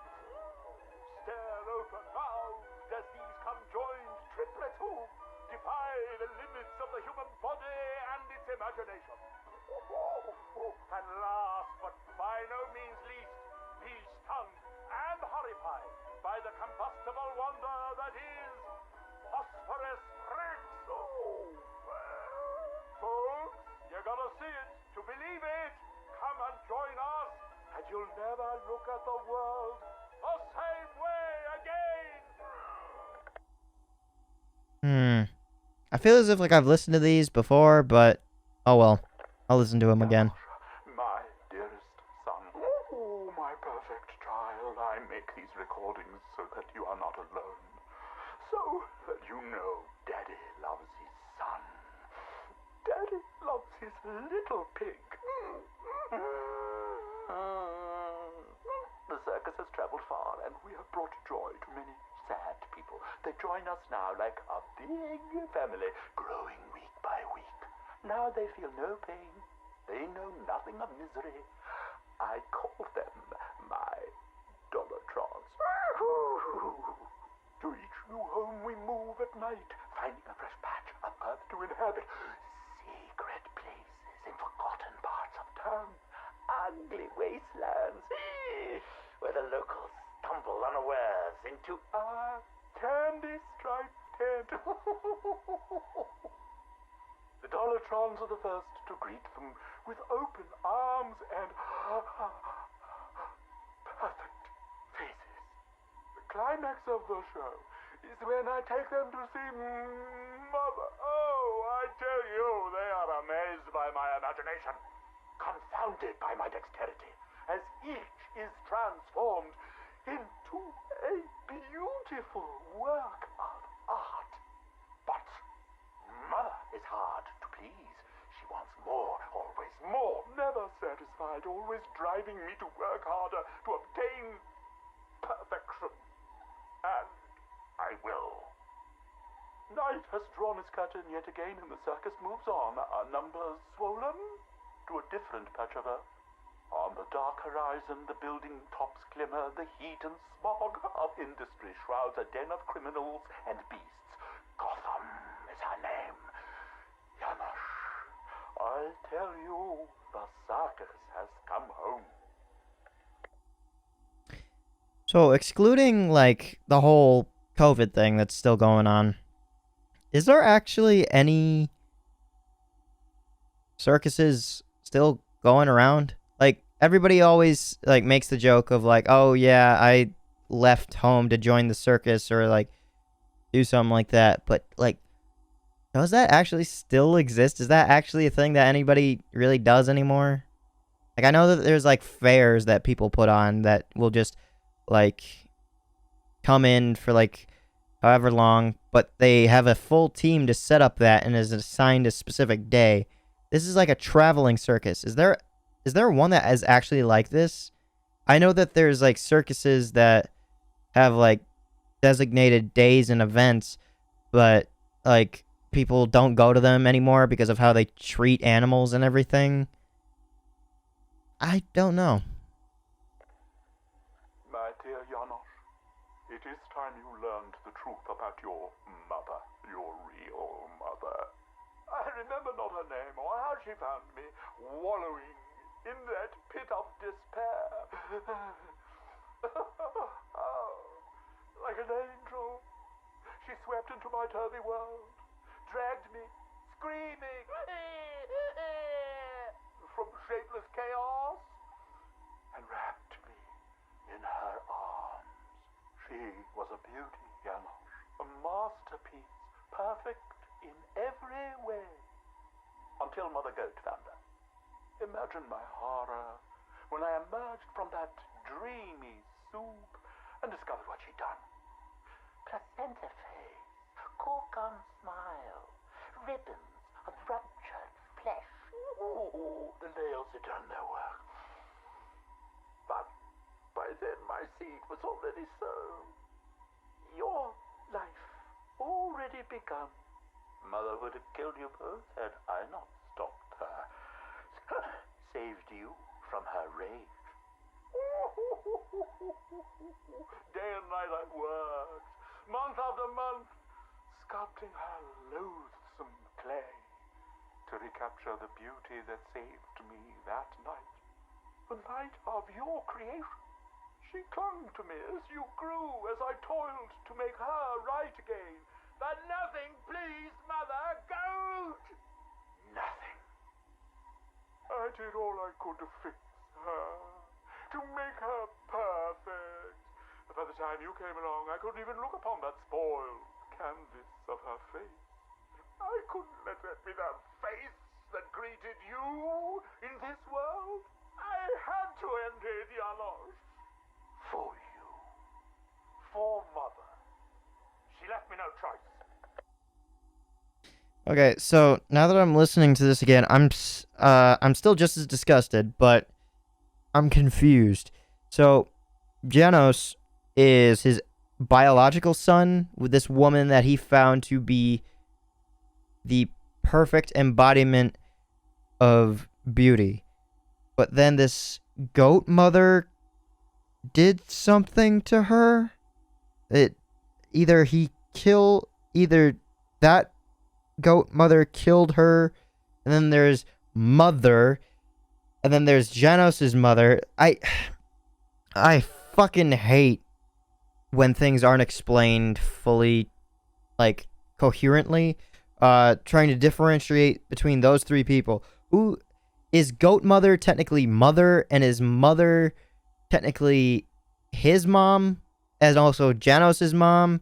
Like, I'm so fucking lost. I don't know. I don't want to, like, continue, like, humoring it anymore, just because I just don't get it. Like, nothing made sense to me when listening to that. Red Hood. His real name is Jason Todd. His occupation, vigilante. Oh, wait a minute. Here, Red Hood has the Arkham Knight insignia, and not the Bets. Ha! Okay. He's based in Gotham City. His eye color is blue. His hair color is black. He's 6 feet tall, and he weighs 200 pounds. His first appearance was in Batman number 635, February 2005. As the Red Hood? As this specific Red Hood, as Jason Todd? So, okay. I need to unpack some more stuff in my head. So, I know for a fact that at one point, I have definitely heard that there was supposed to be a building that blows up that kills Robin. I don't know which one it was, but it's a building that blows up. It's supposed to kill Robin. I don't know if that Robin was Jason Todd Robin, or Dick Grayson Robin, or Tim Drake Robin. But if this Red Hood is here, February 2005 as Red Hood, but is that also the Joker version of Red Hood?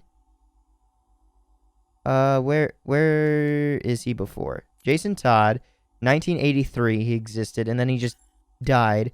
Okay, maybe we'll learn more from Tim Drake Robin. I don't know. Okay, just gotta keep reading. Since vanquishing the Arkham Knight persona, Todd was able to lay his vengeance against Batman to rest and begin to heal the damage that was inflicted on him in the asylum.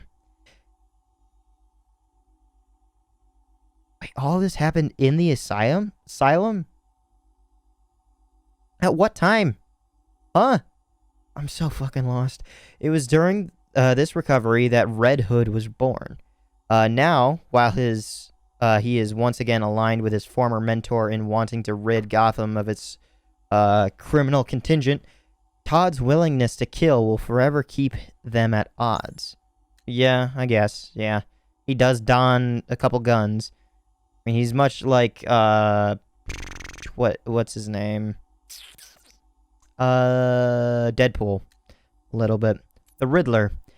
Real name, Eddie Nashton, a.k.a. Edward Nygma. His occupation is professional criminal, and he's based in Gotham City. His eye color is blue, and his hair color is brown. He is 6'1", and he weighs 183 pounds. His first appearance is in Detective Comics number 140, October, I almost said occupying, 1948. With an obsessive-compulsive need for attention, Edward Nygma is determined to be the cleverest of Gotham City's criminals, plotting elaborate trails of clues and riddles around his crimes. Batman has proven a worthy opponent, capable of unraveling the Riddler's most intricate plans, but Nygma is dedicated to creating a mystery that will confound the Dark Knight, even if he has to kill someone to do it. Humiliated by Batman on Arkham Island, and again in Arkham City, Nigma is more determined than ever to make the Caped Crusader bow before his superior intellect. He is of genius intellect, and he is driven to test others by leaving clues to his crimes. He has a compulsive need for attention and validation. Now let's listen to all 3 audio files. I thought it best we meet alone, Edward. I know what you're doing, Crane. Talking to me away from Cobblepot and the others. You're appealing to my ego. Is it working? Ha! I don't have an ego, Crane. I'm far too brilliant. Especially for the likes of you. Of course, Edward. But nonetheless, we have a mutual foe. A foe I could vanquish with but one of my cerebral lobes intact. Yet here you are, proposing an alliance that would let you bask in my luminescent glory. But what if you failed, Edward? What if, by some underhand means, of course, the Batman were to humiliate you again? Absurd. I know, Edward, it's a frightening thought. How many failures can even your enviable reputation withstand? But if the Bat were distracted and tugged in too many directions by too many threats, why, then you would be assured of the upper hand. I don't know how to respond to your ridiculous insinuations, so all I will say is this. Tell me which day you plan to attack Gotham, and maybe, just maybe, if you're lucky, I will coincidentally put my entirely separate and superior master plan into effect. How kind, Edward. I will keep my fingers crossed. Okay, so this entire thing started with him saying, "Oh, you're appealing to my ego." I for a second there was about to commend him so much for acknowledging that he is so fucking stuck up. But no. He had to take it all away and ruin it. They had me in the first half, I'll admit it. You son of a bitch. You are not better than everybody. You may be better than some, but you're not better than everybody. Ugh. Who is this? Ah, Miss Kyle. You have the privilege of conversing with me, the Riddler, Gotham's premier supervillain and intellectual colossus. And I'm honored, Eddie. Really. Bye. Wait. I'll get to the point.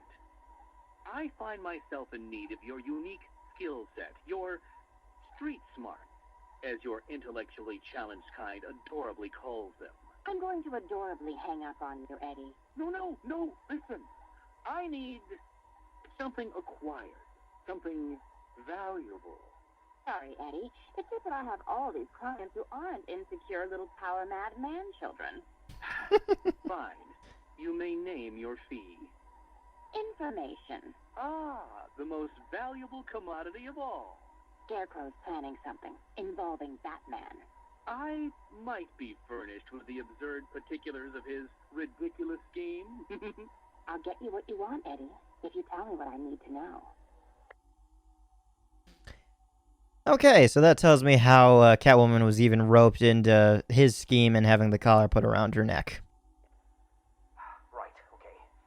Riddler bot memory formatted, adaptive AI algorithms uploaded, joints oiled. Now, give my creation life! Ah, damn it! Useless hunk of dead metal. Do you want to become a semi-automated theme park mannequin? Because that's the fate in store for you. Problem, Eddie? Ah, Miss Kyle, you're here. And you already have company. Almost, anyway. Did you lose your friend's batteries? Why, yes. In a manner of speaking, anyway. I'm depleted. And always compensating for it, too. Oh, Catwoman, your wit never ceases to occur. Now, I need you to procure a set of rechargeable energy cells for me. Stag Enterprises' Nimbus Tech will work. I'm sure Wayne Enterprises has an equivalent. Got it. It's been a pleasure as always, Eddie. Except for the talking to you part. Wait! At least take a glimpse at what it is you're supposed to be stealing. There, in the robot's chest cavity. Go on. It won't bite. Eddie, there's no... What the hell? Eddie, make this thing let me go. Batteries? You think I needed batteries? Oh, Ms. Kyle, you underestimated my bespoke power supply innovations, and that was your downfall. What is this, Eddie? This is, bait. You see, I've identified what I believe to be some sort of attachment between you and Batman. The base nature of this attachment, quite frankly, disgusts me. But it will bring him here. You'll regret this. The world's greatest detective does not frighten me. He's not the reason you'll regret it. Ah, I love Selena. Like, she's such a good character. Robin. His real name, Tim Drake. Occupation, student. How old is he? I think I've asked that before. He's based in Gotham City. His eye color is blue and his hair color is black. He is 6 feet tall and he weighs 189 pounds. He weighs, his first appearance was in Batman number 436 in August 1989. 89. So, what was the time difference between him and Jason Todd? 83 and 89. 6 years? And Red Hood came in 2005. Holy fuck. So did people really just not like Jason Todd and then the writer just wrote him off or something like that? So then introduced this Robin and then the writer was just like, "You know what? Fuck you. I'm bringing him back." Like, I commend this part. Like, if that actually was true, like the writer actually genuinely liked Jason Todd and like his whole dark demeanor or something, and he did it in spite of people not liking it. If that did happen, I really like that. But if he also had it planned for Jason Todd to die and then become this other person, as much as Nightwing existed after, like, that'd be fucking cool as hell too. I'm sorry, I just like the universe, I'm sorry. Young Tim Drake was in the audience the night the Flying Graysons were murdered, where he witnessed Batman leap to the scene. Inspired by Batman's heroics, Tim closely followed the chronicles of Batman and Robin. Eventually deducing their secret identities using his self-taught detective skills, Tim convinced Bruce Wayne and Dick Grayson, now Nightwing, that a new Robin was needed in the never-ending battle for justice. Okay, so when does Dick Grayson come into play again? Dick Grayson was 1984. Jason Todd was 1980. What? Huh? Jason Todd was introduced in 1983. Dick Grayson was 1984. What? Is that Nightwing? What? What? Huh? Wait, 1989, 1984, and 1983. What? What? What? Okay. Jesus. Tested by the Dark Knight himself with a grueling training regimen, Tim earned the right to become Robin, and has since lived up to the name. He has keen detective skills. He is trained to fight crime by Batman. He's an arsenal of gadgets and advanced technology, and he is a near genius level intellect. Damn! Tim's sweet. Scarecrow, otherwise known as Jonathan Crane. His occupation is a criminal mastermind and psychiatrist. He is based in Gotham City, and his eye color is blue, his hair color is brown, he's 6 feet tall, and he weighs 140 pounds. His first appearance was in World's Finest number 3, September 1941. The self-proclaimed master of fear, Dr. Jonathan Crane is an obsessive and deranged former psychiatrist who uses a combination of experimental drugs and psychological tactics to exploit his victims' fears and phobias. I thought I could do that all in one breath, and it fucked me in the end. Prolonged exposure to his own toxin has rendered Scarecrow unable to experience the fear he so desperately craves. Wait, so he wants to experience fear? So then how the fuck did that happen at the end where he was afraid? And why didn't he enjoy being afraid? The only person who can still elicit terror from Scarecrow is Batman. Oh, that's why. Okay. Okay. Yep. Following his attacks on the Dark Knight in Arkham Asylum, Scarecrow was mauled by Killer Croc. Rumor has it he has since reconstructed his face to resemble his iconic mask. That's his face? While plotting his revenge against Batman and Gotham. That's right, we did find his mask in Arkham City. Oh, fuck. Wow. Okay. He is the master of fear, and he is a professor of psychology, and he is an expert chemist. Damn. Okay, let's listen to his audio files. You should invest in better guards, Crane. And you should invest in some manners. Who are you? Another pretender to the cow? Call me the Arkham Knight. Another child of the asylum set free. Tell me, what tortured soul cowers behind that mask? It doesn't matter who I am. I'm here because we want the same thing. Batman dead. You made short work of my guards. But Batman is a very different proposition. One for which I am fully prepared. Those guards I killed, I could replace them with an army. An army trained in his methods. Trained by whom? Me. And what would you know about Batman? His fear. Very well. You have my attention, Arkham Knight. Okay, so digesting that is perfect. So he just came to meet Crane. Jason Todd did, to aid him in killing Batman, to make him fear for his life, and that's literally all he did. And even Scarecrow didn't even know that it was Jason, as we learned in Oracle's tapes.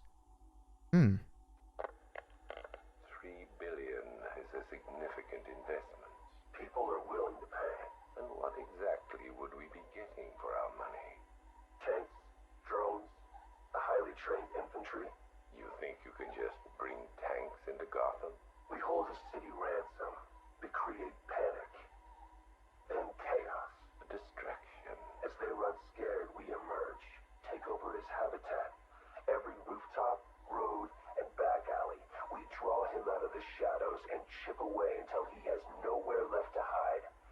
And no one left to hide behind.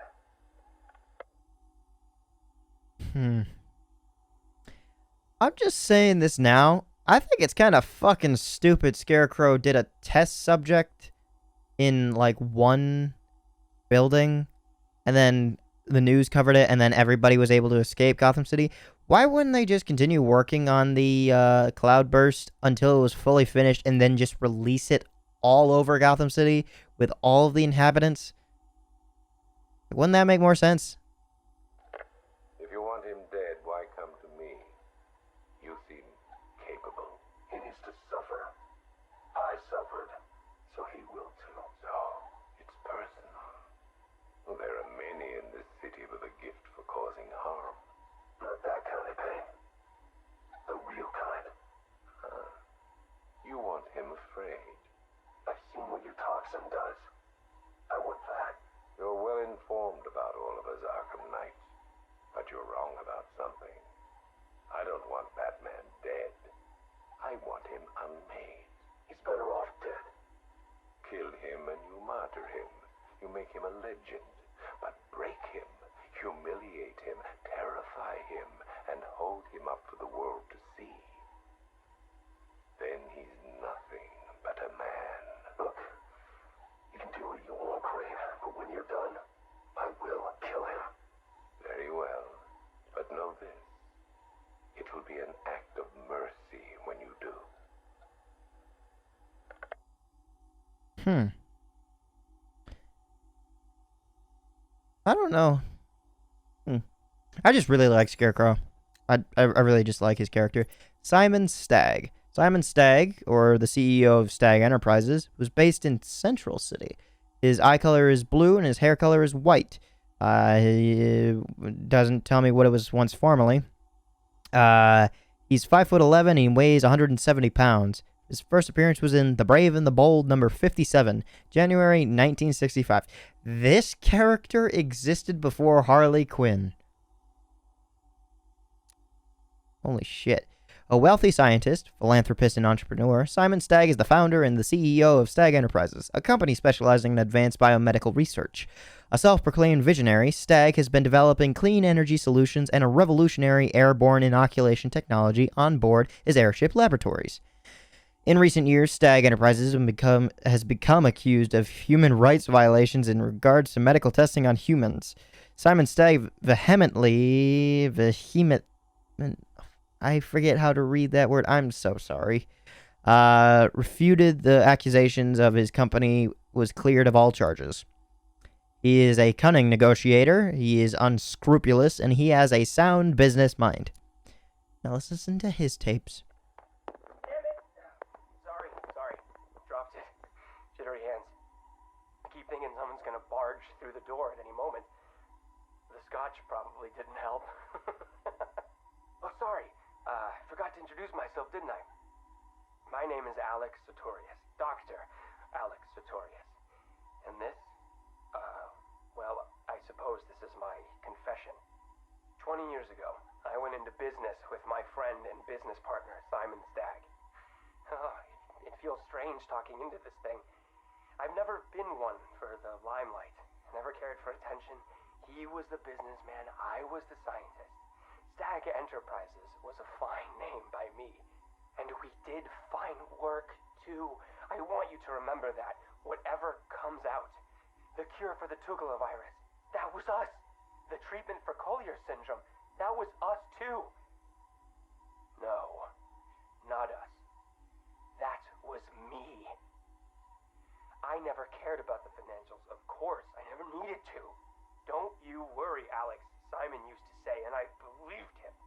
Believed him right up to the day he told me there was a big, gaping hole where next year's budget was supposed to be.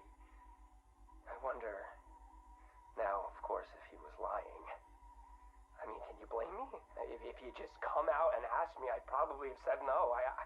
I'm no bleeding heart, but if there'd been no need. Oh, sorry.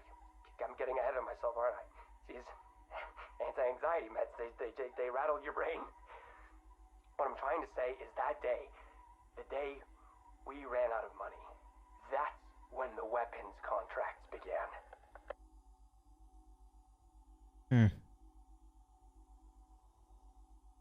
Damn, I feel bad for that guy. Not only is he like trying to drink himself into confessing, but he's also taking anti-anxiety medicine. He was forced into the shadows of Simon Stagg, in which he was perfectly fine with. But now, wow, okay. Hello? yes, hello. I am in a better mood today. I've discovered a pharmaceutical cure for paranoia, you see. You put the anti-anxiety pill straight into the whiskey bottle and you swirl it around. Oh, no. Where was I? Oh, yes! Chemical weapons. Biological weapons. Oh, wonderful things. We went into business to save people, but it turns out that killing them paid better. Not well enough for Simon, though. That greedy, grasping parasite, that bastard! There are many buyers for this stuff, you see. Not legal buyers, anyway, so you had to be competitive. But how can you do research quickly when human testing is illegal? Not to mention life-threateningly dangerous, unethical, unfathomably risky. Well, it's obvious. You do human testing anyway. He never told me where they came from. Just that no one would miss them.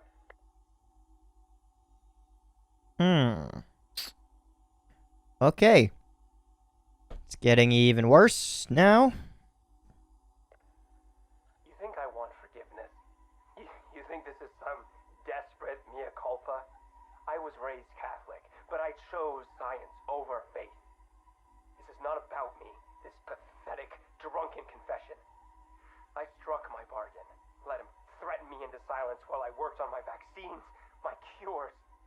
So don't judge me, whoever you are. Whichever junior reporter at the Gotham Herald was lucky enough to press the play button on this device. No! This isn't about me. This is about him. He's gotten worse. We're a pharmaceutical company in name alone these days. It's all weapons. Some to the army, even more to the people the army's fighting. And now Scarecrow's here? I know what they're doing. They're taking my technology, my mass inoculation device, and they're turning it into something twisted, something wrong. Well, I won't let that happen. I won't turn a blind eye anymore. This confession will be my epitaph, the proof that I was not content to weigh the good I've done against the evil done by him anymore. If you were listening to this... Dr. Sartorius, Mr. Stagg would like a word.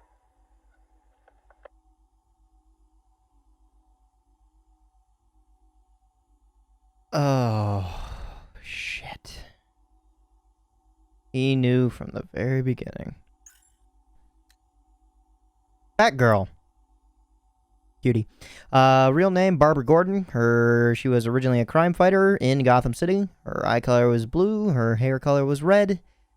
She was 5'11", and she weighed 135 pounds. Is that different from Oracle? 135?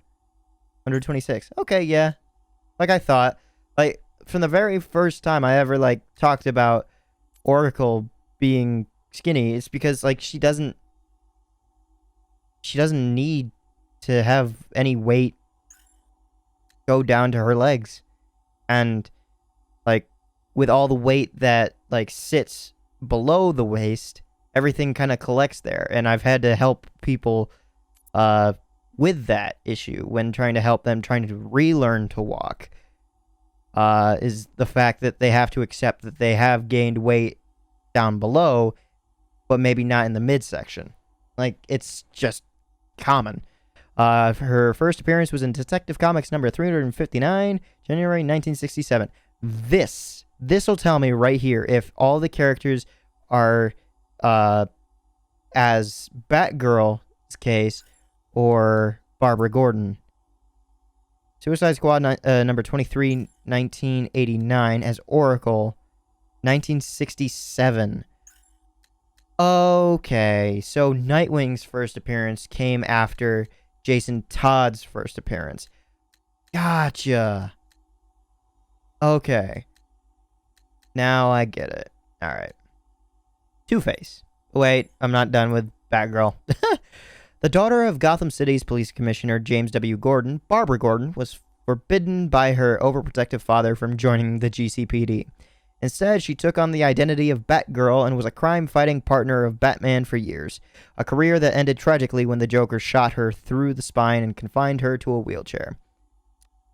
She's an expert martial artist, and she's a skilled detective. She has an eidetic memory recall of everything she sees and reads. Now, before we go on anywhere else, I want to address the fact that there's also a Batwoman, I think. So there's Batman, Batgirl, Robin, Red Hood, Nightwing. Did I already say Robin? Yeah. Hold on. Batman, Nightwing, Red Hood, Batgirl, Robin, and Batwoman. Batwoman is literally just Batman as a chick. I've looked into this just because I was talking about it with my friend. She has wealthy family members. She fights crime as a bat persona, and she fucks all the hottest chicks. She is no different from Batman other than having boobs and a vagina and not a dick and testicles. That is that is literally the only difference. And not only that, but when she's in Batwoman form, she dons red hair. Batgirl already has fucking red hair. Fuck you. Come on. Batwoman's like persona. The entire thing is literally taking shit from everybody else. Come on. Two-Face's original name was Harvey Dent. He is a professional criminal. He's based in Gotham City. His eye color is blue. His hair color is brown and gray. His height is 6 feet. He weighs 182 pounds. His first appearance was in Detective Comics number 66 in August of 1942. He's a district attorney. District Attorney Harvey Dent was one of Batman's strongest allies in Gotham City, until a criminal threw acid in Dent's face, hideously scarring him. The wounds fractured his psyche, and he was reborn Two-Face, a schizoid criminal mastermind obsessed with duality. His former good luck charm, a two-headed trick silver dollar, was damaged on one side in the attack, and Dent has seized on it as a reflection of his half-scarred visage. He flips it to decide the fates of his victims. In the wake of Joker's death, Two-Face is rumored to be working alongside other supervillains to bring Gotham to its knees and destroy Batman once and for all. Hideously scarred on half of his face, he is extremely skilled with his twin .45 caliber semi-automatics. He has a psychotic obsession with duality and the number 2, and he defers to his half-scarred coin in choices of life or death. I feel as if like that attributes page has not changed from the very beginning. Even from Asylum, I think. Vicky Vale. Real name? Vicky Vale. She's an investigative journalist and is based in Gotham City. Her eye color is blue. Her hair color is blonde. She's 5'7". She weighs 121. Her first appearance was in Batman number 49 in either October or November 1948. She's an investigative reporter. Vicky Vale got her start at the Gotham City Gazette, where she quickly rose to fame due to her unwavering commitment to rooting out the ugly truths behind Gotham's corruption and poverty. After her frontline news reporting style almost led to her becoming a direct victim of Hugo Strange and the Arkham City conspiracy, Vale was relentless in bringing all living conspirators in the scheme to justice. Undaunted by her near-death experience, Vale remains fearlessly dedicated to her work and committed to the people of Gotham. I'm surprised she hasn't retired. Hard-nosed in reporting skills, she's Gotham's most trusted name in news. She is fearless, and she's a skilled interviewer. Nice. Now on to the Gotham City stories, in which there's even more reading, and I'm already at the 2-hour mark for this. Faithful Servant. What was this? Yeah, Faithful Servant. Okay. Breakfast at Wayne Manor was served at 6 p.m. and traditionally consisted of an egg white omelet, a pot of black coffee, and a pair of mild painkillers served on a small silver dish as the side of the tray. Lately, Master Bruce has taken to leaving the omelet. So literally just a pot of black coffee and painkillers. Today was no exception. Alfred noted, stepping out on the employer's bedroom, tray in hand. This was unlike Bruce Wayne, who would force down bloody slabs of meat when sick rather than risk the loss of muscle mass. But Master Bruce hadn't been himself since the Joker died. Alfred expected some change naturally, but he had hoped his master might relax. Instead, Bruce had attacked Gotham's criminal population with renewed intensity. When Alfred questioned him, Bruce had explained the necessity of striking while the power vacuum remained. Eminently sensible. Yet Bruce's urgency seemed like that of a man running out of time. Alfred found Bruce in the Batcave, of course, already suited, sending revised specifications to Lucius for the new Batmobile. Sir, Alfred ventured, given that we have no pressing leads this evening, and sundown is not for another 45 minutes, I thought I might tempt you with what remains of your breakfast.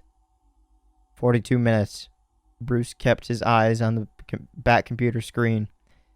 Alfred paused for a moment, wondering what possibly could have driven the man he raised to keep secrets from him. The first time in 30 years. Very good, sir, Alfred said before leaving the room.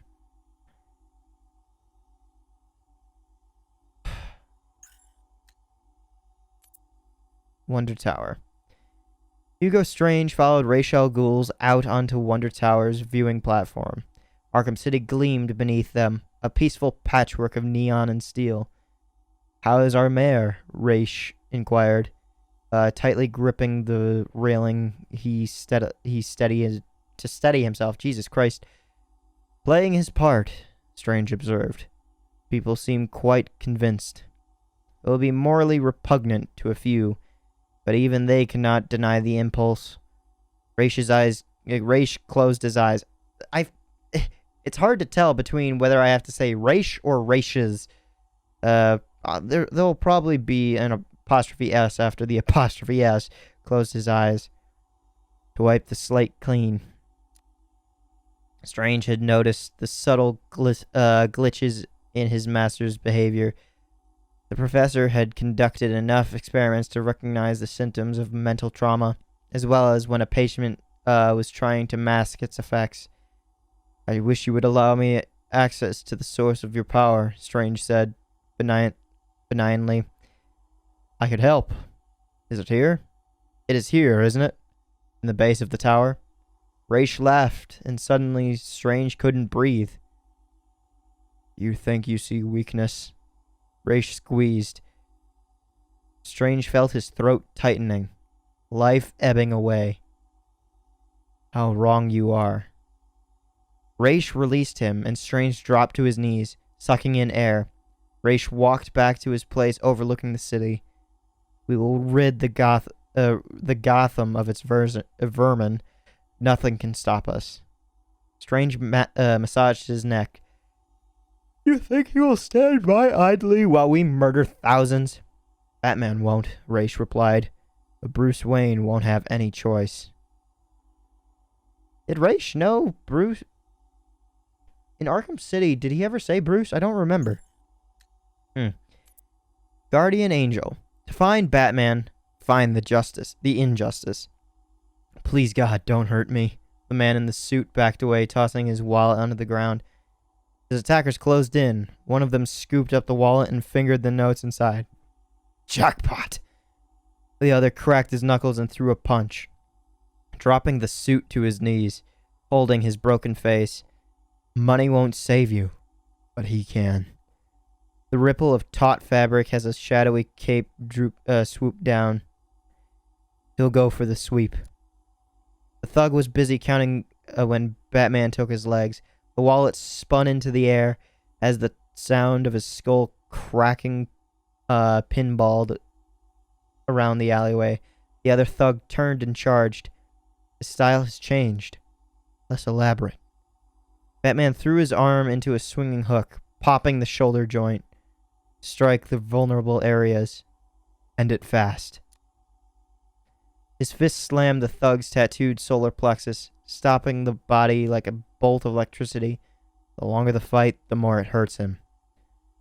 Batman stood over the unconscious men, head tilted back, eyes shut, breathing hard. How can he leave them? They don't deserve to live. Azrael looked down from the rooftop. He studied Batman for long enough. He knew what Gotham needed. Divine justice. Homecoming. 254 days, 17 hours and 9 minutes. It seemed like a lifetime, yet he still hungered. Even every waking moment, a test of will. He'd never truly be free from his cravings, but at least he'd now found a means to channel all that pain into something productive, something worthwhile. He returned to Santa Prisca, broken and desperate, still reeling from his run-ins with Batman in Arkham City. He was searching for solace, a fresh start, a means of making the nightmares stop.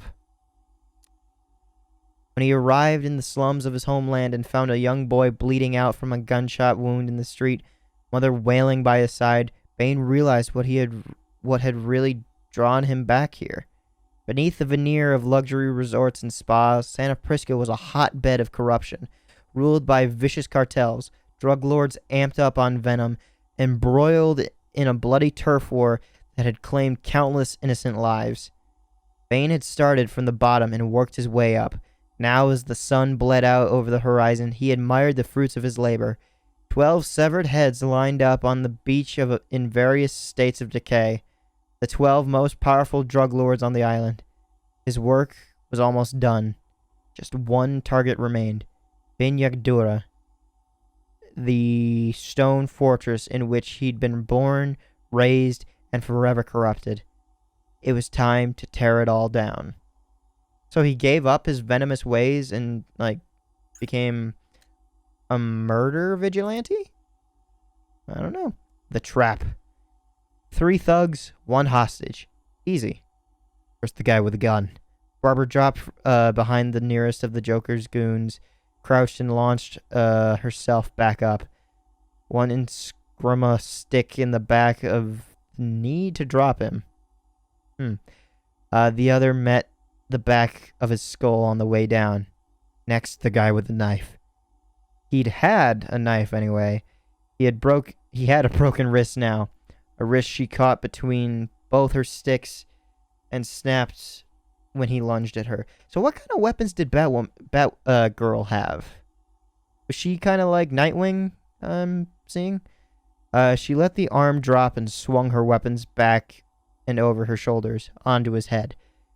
The sad clown makeup looked perfect as he fell to the floor, excuse me. And now the mop-up. She dropped and swung a sweeping kick to meet the last thug as he charged her, sending him barreling into a wall. Easy. The hostage was crying, curled fetal with his back to her, from the corner of the room. Odd. For a police officer in Gotham, they've usually seen worse. It's okay. Barbara took a step towards him. It's me, Batgirl. The sobbing got worse, louder, hysterical, and then Barbara froze. He wasn't crying at all. What's wrong? The officer crooned. Aren't you going to rescue me? Not exactly. Barbara's eyes scanned for exits. Her feet took a fighting stance. Well then, said Joker, twisting round to face her until he was lounging in a blood-stained police officer's uniform on his side. Why don't you rescue Commissioner Gordon instead? And is that when he shot her? Don't know. Resolutions. January 1st. Happy New Year. Happy New Year, diary. I feel melancholy. The old dates hold no magic anymore. My New Year's resolution is to find new occasions to celebrate. January 21st. I feel reborn. Today I celebrated National Hugging Day for the first time. I went to Elliott Memorial Hospital, covered myself in infected blood, and visited the children's ward. Yeah, Calendar Man is just as fucked as anyone else. February 2nd. Happy Groundhog Day. My new house guest and I are going to watch the stream from Punxsutawney together. That's such a fucked up word as well. Punxsutawney. Like, why? If the rodent predicts in early spring, I'll let my new friend go. But if the groundhog retreats to its burrow, I'll bury my guest alive. And more often than not, the groundhog doesn't, retreats and sees his shadow, right? He sees his shadow and gets scared, and that's what makes him go into the hole, I think. June 5th, World Environment Day. A worthy, important cause. I passed this message on to a class of school children by forcing them to drink Ace Chemicals runoff.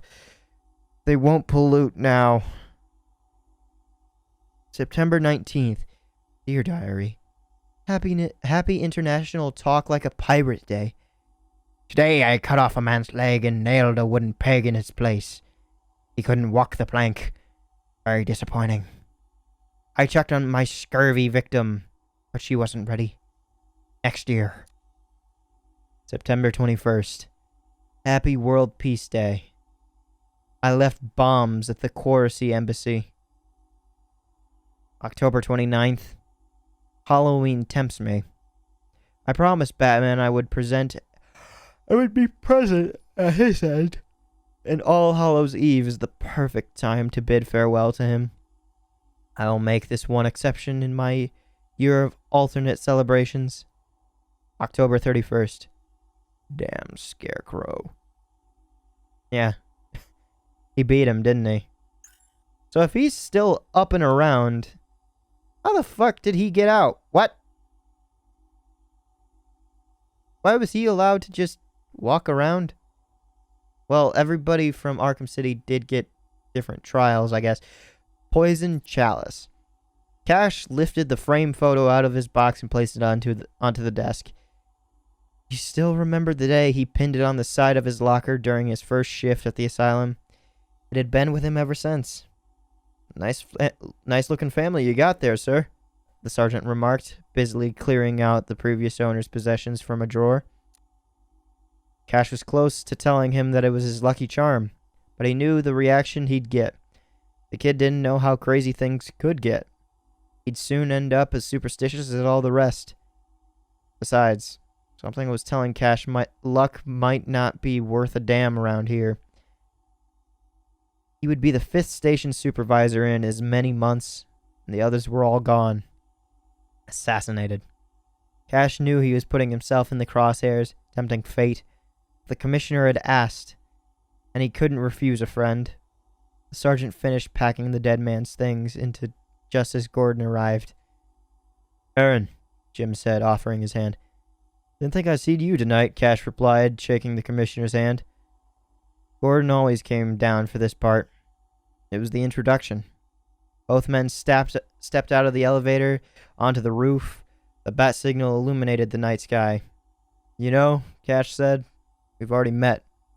I know, Gordon said, but it's a tradition. Just another word for superstition, Cash thought. But when exactly did they meet? On the prowl. Want to find a weak link in a security system? The man with a gun? Especially when they're new in town? Poor guy didn't even know the first rule of Gotham, Selina mused. The mantra thugs from Bleak to the Bowery drilled into new recruits. Always look up. Well, he'd know it now. Selina dragged his unconscious body behind a dumpster and slipped through a vent into Arkham Asylum's administrative building. She was late, and the meeting had started. Ended, maybe? Scarecrow's voice, sonorous yet raspy, carried along the vent like a snake slithering through dry grass. Another voice replied, young, angry, and disguised. Footsteps, then silence. Worthless. Selina needed more. Names, details, a damn date. Batman was more inclined to ignore the occasional heist when she had information he needed. And besides, it was fun having something to wield over him, seeing the pained, pleading expression on Gotham's apex predator's face when they were alone and she had the upper hand. She peeked through the vent, Scarecrow's office. No guards by the door. Good. Selina dropped down, twisting her body to land on all fours, and then an arc of electricity lashed out from the ceiling. Selina dodged it, all reflexes, and saw her attacker floating above the vent. Since when did Scarecrow have security drones? Damn it, Selina, she thought, plotting her exit over the sound of the alarm. Always look up. And that's when Arkham Knight came into play for her. Cargo. The dozing soldiers snapped awake, gripped their semi-automatic rifles, and flicked the safeties off. They weren't sure what it was that had them spooked. Turbulence, perhaps? The unit commander nodded toward the container, trigger finger poised. The metal box was taking up most of the airship's cargo hold. It must have weighed several tons. That wasn't including what was trapped inside. The thing these men had spent several weeks tracking through the marshland onto the outskirts of Gotham. Not everyone who started the mission had made it. Their ravaged bodies left behind unceremoniously. This mission didn't exist.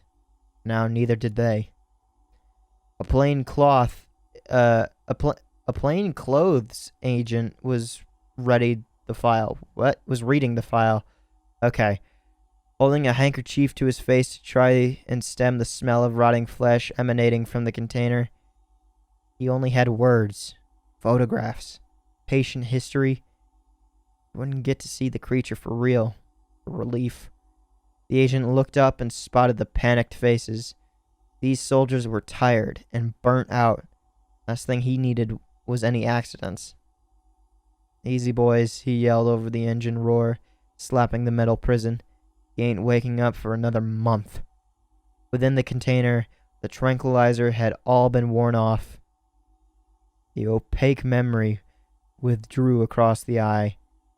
The vertical slit-shaped pupils dilated. Croc was awake and wanted off this airship. So much for not waking up in a month. The mission. Clark stood on the littered sidewalk looking up at the sign. Until now, this place had been a rumor, whispered in the dark. The deacon's mission. By the sounds of it, you had to take your bread with a little preaching. They could try, Clark thought. He wasn't that hungry. Inside, a couple dozen men had their heads down, folding up tables and unstacking towers of chairs into rows. Clark spotted a large stainless steel pot, its lid ajar, a slit puffing steam. He made straight for it. His mouth hung open expectantly as he grabbed the lid. They wanted to clear that way. A hand fell on his shoulder and squeezed. But he told me you'd come. The voice had that benevolence only a servant of God could muster.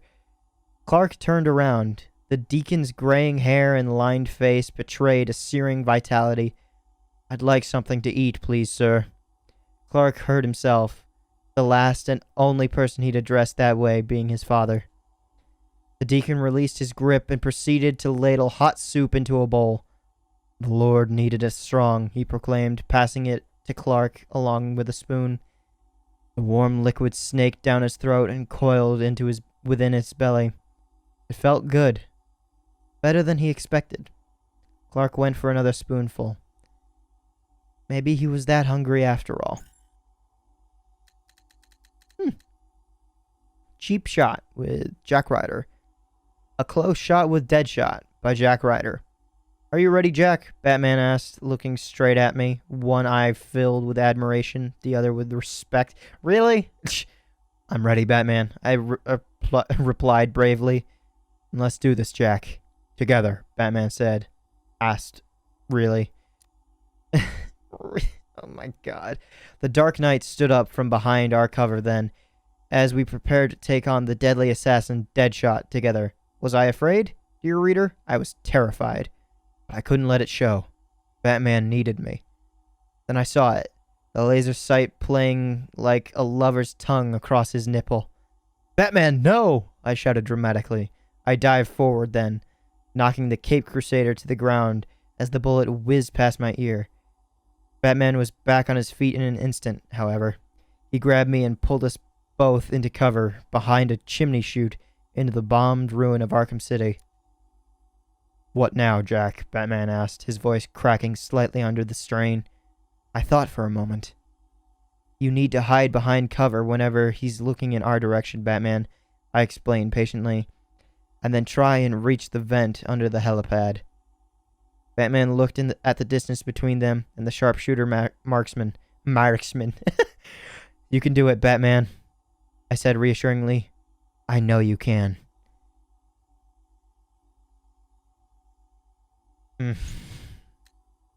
I'll take it at face value. Contingency. Slade pushed the hunting knife along the whetstone, a smooth scrape of steel underscoring the live combat feed. The last Cobra went offline, and with a burst of radio interference, Slade took his head. Damn amateurs. A surveillance drone was circling above Bleak Island, relaying the battle below. The night was protecting the cloudburst, and failing. Batman had just taken apart his support. Now it was just the two of them. Slade glanced at the monitor, their heat signatures stalking each other through the city streets. He ran his thumb along the blade. Still dull. Still dull. This was torture. Forced to watch them from a mobile command center, the Ace Chemicals siege, the occupation, everything. Batman had taken on an entire army and was winning. Slade didn't belong here observing. It was like watching someone play a video game badly, itching to pick up the controller. Contingency wasn't his style. He was better than that, but Scarecrow knew just how to sell it. He promised the soldier an end to those nightmares, the fear that made his hands tremble. Revenge. That is what you seek, and I can give it to you. The Knight's tank took a strike. Systems critical. A plume of white static erupted on the screen. No one was making it out of that thing alive. Seconds later, the radio crackled. It is time, Scarecrow announced. Batman is yours. Slade tested the blade. It was sharp enough now. Okay. Burn notice. Linz took a generous swig from his hip flask, then pushed through the heavy oak doors into Tommaso Panessa's office. I'm so used to saying Panessa Studios. Garfield, have a seat. Wait a minute. Linz Garfield. Is that? Ah, shit. Is that Firefly? Garfield Linz. Yeah, okay. So, he did work at that movie studio. Cool. His boss's plump red face and expanded waistline betrayed the fact that he was bankrupt, financially as well as morally.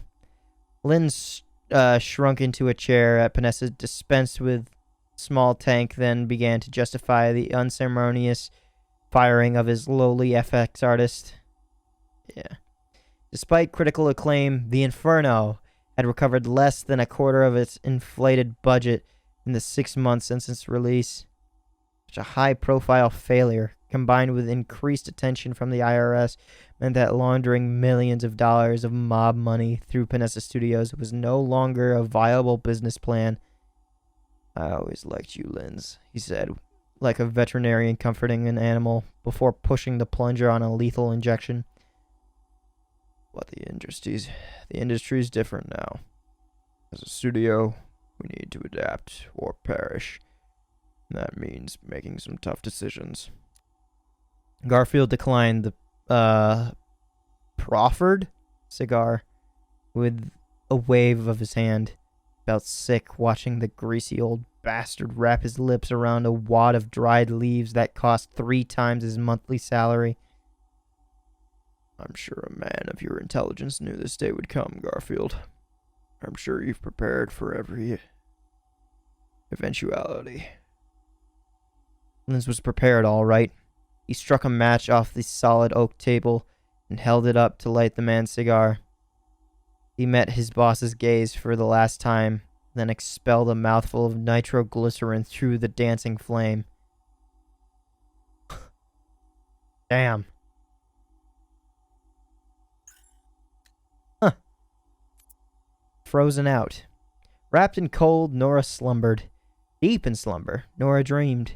She dreamt of Victor, of the man he was, and of the man she knew he'd become. She heard him sometimes, his new metallic voice piercing through the frozen veil of her sleep like an ice pick. She's living inside of that? I thought she was, like, fully, like, frozen, comatose, like, nothing. Like, she falls into slumber and then wakes up after. So she won't age, but her mental capacity is still going on along. What the fuck? Huh. She heard his curses, his muttered threats, and when whatever new therapy he was working on failed, and cells refused to divide and line up like soldiers on parade, and carefully authored mutations lay stubbornly dormant in unresponsive genes, she heard his harsh, anguished screams. It had been gradual, his thawing of her consciousness back into something alive. Oh. Something that flowed thickly, liquidly, from dream to memory and could even snatching traces of the outside world. She was trapped, imprisoned in frozen flesh, but not afraid. Fear seemed impossible for her cooled brain. There was a kind of freedom in this new existence. Freedom that the Huntington's racked body, would it be racked or racked body she left behind? This will work, Nora. This will work. Victor talked to her most days, worked through scientific problems as if she was his lab assistant, professed his love, reminisced about the early months of their marriage. But the memories were distant now, Nora knew. The details became vaguer every time. She wasn't just a frozen body. Nora had long realized she was an idealized memory, frozen in time. Was this love? Victor said he could save her, but every second's passing drew them further apart. No, Nora remembered love. Love was warm. So, like, that's something that I always worried about. Like, once he finally succeeded in being able to unfreeze her, how much time would have really passed? Would he be in his, like, 80s and she's still in her maybe 30s and 40s? He would soon later die, and then she'd be left a widower. A widow, sorry. Not widower. Fallout. Your Honor, Gordon shouted. The man's insane. For the last time, Commissioner, we are not here to discuss the prisoner's state of mind. Judge Wessel looked across at Gordon from the parole board panel, a look Jim had seen a dozen times this morning. Please, Wessel's watery eyes were saying, don't make this harder than it is. Was Wessel, like, begging? Or, like, just, like, full of anger and, like, filled with rage to make him cry? Gordon shot a more succinct look back. To his left, the prisoner started talking. Again. Come now, Your Honor. As slanderous as the Commissioner's comments are, he's only expressing his frustration as the farcical nature of his so-called legal proceeding. Perhaps he doesn't understand his presence is merely for appearance's sake. You are decorative, Detective, Riddler concluded, flashing Jim a smug smile. I was about to say, this has Riddler written all over it. He's trying to use bigger words, but, like, it doesn't add anything more. Gordon understood all right. Thousands of prisoners, all held illegally, and then nearly murdered by Hugo Strange. The inevitable class action lawsuit had left this tedious, soul-sapping expertise in its wake. Hundreds of parole hearings that only went one way. The prisoner got their freedom back, and Gordon got a signed declaration to the offender, promised to be on their best behavior from here on in.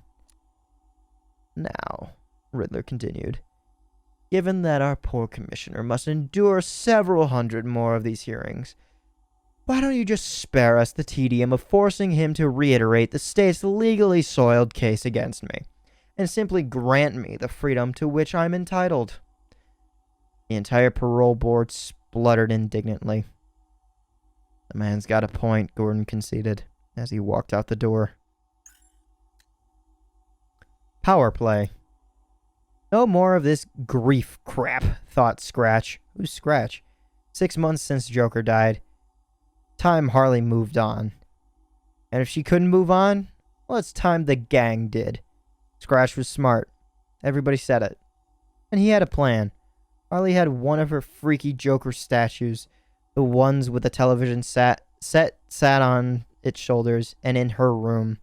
Every night she kissed the creepy video reel of his face goodnight, right on the grinning lips. Scratch was gonna put on a bomb inside it, kill Harley, and decapitate the old boss, too. Nothing says, put Scratch in charge like that. Harley was out. Gang war with Penguin's crew. That's all they did these days. Defend instead of expand. Scratch was gonna change that, he thought, slipping into her room. Red and black everywhere. The curtains, the carpets, the bed, like playing cards. Harley said, when she handed out the new uniforms, clubs and hearts. Joker was in the corner, grinning at him. His eyes followed Scratch around the room, interrupted by occasional static. "I dare you," they said, as Scratch crept up to the smiling ghost. "Sorry, boss," he said, taking out the screwdriver and the small explosive charge, "but I've got to do this. For the gang." "Bad idea, Scratchy," Joker replied. Joker. Scratch froze, terrified. "Bad idea, Scratchy," Joker said, same intonation as before. "Bad idea, Scratchy." Scratch relaxed. She'd cut it together, made it out of old tapes, but that meant... The skull-cracking impact of Harley's baseball bat cut off the thought. "Way to go, Har. Keep your friends close." "Master Bruce, you have a visitor." Bruce looked up from his position, curled in a fetal ball on the window ledge. He'd had plenty of visitors since the death of his parents, an endless stream of grown-ups who suffocated him in kindness, patting him on the head and talking in soft, patronizing voices, as if a sentence spoken at normal volume might cause the poor little orphan to detonate like a bomb. They'd rather leave undisturbed than risk having diffused. This wasn't one of those people. This was Thomas Elliot. Tommy. The blonde boy pushed past Alfred before Bruce could respond. He looked at Bruce and grinned. "Thank you, Alfred," Bruce said, trying to sound formal in front of his friend. I thought it was going to be Tommy. Alfred coughed awkwardly before leaving the room. It was these moments, when others were around, that he and Bruce were still learning to navigate together. Alfred had reached for Bruce's hand at the funeral, only to find the boy to snatch it away, embarrassed. Yet he refused to let go during the car ride home. "We have to be kind to you." Tommy slumped casually down next to Bruce and fixed him with an intense stare that mirrored Bruce's own. "That's what Ms. Hyslop said at the school. Everyone's being kind to me, Tommy. It's boring." Tommy thought about this. "I wish my parents were dead," he said eventually. "Then I'd be a billionaire, like you." Bruce's stunned laughter echoed in the Manor's empty rooms.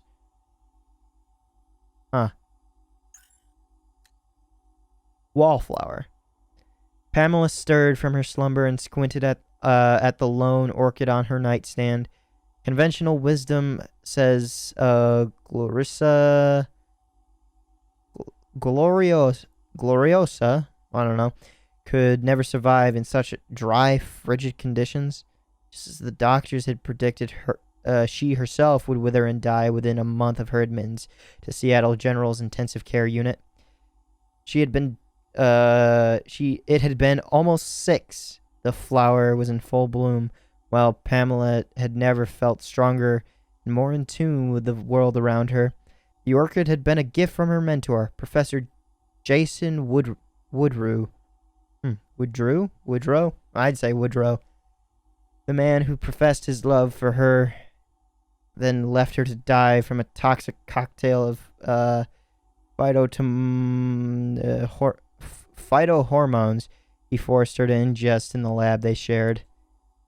Pamela's initial heartache seemed paltry in hindsight. She realized Woodrow's parting gift was far greater than even he could have imagined.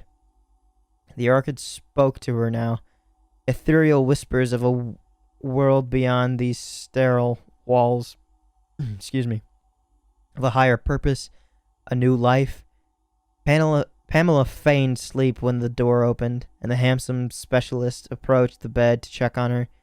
She thrust out an arm, gripped the back of his neck with inhuman strength, and pulled him in close.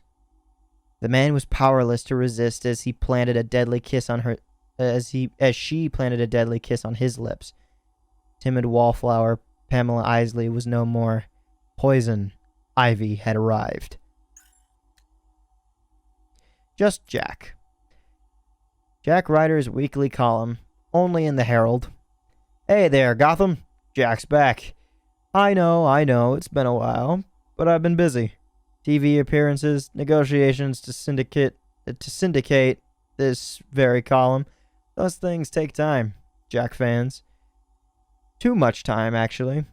The agents never call you back, so I decided to give up on them. Besides, I already had a starring role in the television event of the season. Yep, that was my handsome face you saw sprouting from the immaculately tailored suit and giving evidence to the Arkham City's commission. And I just want to set the record straight. Yes, I said the Arkham City was illegal. Yes, I produced documentary evidence of prisoners being abused, degraded, forced to live in a squalor, and nearly killed. And yes, I said that anyone exposed to such horrors should be released and generously compensated. Let's get one thing straight, Gotham. I was talking about me. I didn't need to see that crap. I shouldn't have even been there. I saw one guy eating his own arm when food supplies ran low. His own arm. I mean, he didn't look like he was accustomed to host cuisine on the other side of the wall, but me? I dine well, Gotham. I needed therapy after. So, after all you losers sent me hate mail. So, all of you losers sending me hate mail, stop it. It's not my fault all the crooks got free. I just wanted Gotham City to repay its debt to me. And I'm sure you do too. Hashtag justice for Jack Ryder. Hashtag Jack Ryder Gate. Yeah, he's still a bit of a cunt, isn't he? The Fall. Batman was wrong. He'd always been wrong about Joker. There was no madhouse qualified, no prison secure enough. Jason knew that now. After what he'd seen tonight, little arms, little legs, little heads, crudely, mockingly stitched together. He'd come together from the kindergarten, followed a trail of innocent blood back to Arkham Asylum. Trackers switched off, cowl communications disabled. He was a ghost. Batman wouldn't find him until it was done. Weeping parents fighting over patchwork corpses. The sanatorium had been derelict for years. A burnout patch of dead earth on top, a forgotten warren of cells below. Good, Jason thought. He's already in the dirt. There was a moral line that Bruce had sworn never to cross. Jason would cross it for him. Jason had been watching a grief-stricken mother piece her son together when the kindergarten speaker system came to life. No, Robin, he thought. Push it down. Jason pulled back the heavy iron doors that would have once led to the laundry chute and dropped into the dark. Humpty Dumpty sat on the wall. Humpty Dumpty had a great fall, Joker sang. It was a net halfway down that caught him. It broke with his weight, sending him tumbling out of the end of the chute onto a granite floor. Jason gritted his teeth, breathed through the pit. The first swing of the crowbar took out his front teeth. Second, broke his ankle. All the king's horses and all the king's men couldn't put Humpty together again, Joker was singing. I'm starting to get into this point of reading that kind of came whenever I would read for Doki Doki Literature Club. After so long, my mind starts to pound from my own voice. It might just be the register that my voice is at that just makes my entire body vibrate from my head to my throat to my chest to my back to my stomach. Everything from there down, or from my head to my stomach, vibrates every single word. Fixation. This one looks long. I do not allow him visitors, Warden Sharp sputtered angrily as Batman walked past. It's not a social call. Inside the cell, harsh fluorescent bulbs bounced their light off the sterile white padded walls. It's really you. You're here. The cell's straight-jacketed occupant flung himself from the corner of the room until he was slobbering, weeping at Batman's armored boots. I'm so glad it's you, Bats, Joker sobbed. They think I'm mad. Huh? Batman kicked upwards, flipped the maniac onto his back, and brought the foot back down to pin him there. 3 dead. All children. You've been locked up here since Blackgate. Batman pushed down. Ribs cracked. Tell me how. Sudden violence, the guttural sound of Batman's roar, surprised them both. Batman backed toward the door, appalled. Suddenly freed. Joker rolled onto the floor, hysterical. I knew it, he giggled. I knew you cared. Batman drew his cape around himself, pushed the anger, the sudden self-disgust back down. You got out, Joker. How? Maybe I'm mad, Joker scrabbled backwards, leaning against the wall. Because this is the first I'm hearing of it. He paused then, and spoke with sickening sincerity. I didn't kill your kitties. And you don't need excuses to drop by. When Sharp returned with security, Joker was alone, grinning ear to ear. I'm in his head, Sharpie. False dawn. Gotham's no kind of place to raise a child. Those were Ellen's first words when he'd told her about the promotion and transfer to GCPD. Say the move had put strain on their marriage, would be an understatement. The first few months were difficult, but gradually she'd established roots, made new friends, warmed to the life in the city. Commissioner Gordon had even promised to use his influence to secure their son Tyler a place in McCallum Academy. Life was good. I didn't know Barbara had a brother. Huh. Then Arkham City happened. Ellen's doubts resurfaced. The honeymoon period was over. He'd convinced her to stick it out for another year. If things didn't improve, they'd move back to her family in Keystone. The promise was a gamble. He hated Keystone as much as he hated the in-laws, and at the time, Gotham looked like it was spiraling into an abyss. But now, 9 months on, as he stood with his family among a throng of tourists on the Lady of Gotham's viewing platform, he was satisfied that the gamble had paid off. There was a different feel about Gotham these days. Joker was dead, the nightmare of Arkham City was a distant memory, and the crime continued to fall. Across the water, amid the glimmering lanterns of Chinatown, Halloween decorations were being hoisted high above the street. Dad, are you going to take me to the parade? Sorry, kiddo. Daddy has work. But your mother will take you. Right, honey? Ellen jabbed him in the ribs, smiling. Whatever you say, Officer Owens. Wait, what? Officer Owens. Officer Owens? What? What? Hold on, what's Gordon's... fuck, every time.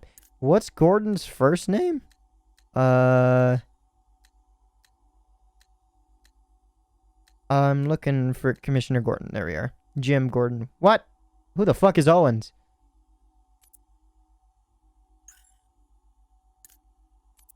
Huh? What? Okay. Change of heart. More guns, Mr. Wayne, said Lucius, eyeing the proposed specifications for the new Batmobile. They're in Lucius's office. Bruce's office, technically, though Lucius spent most of the time here.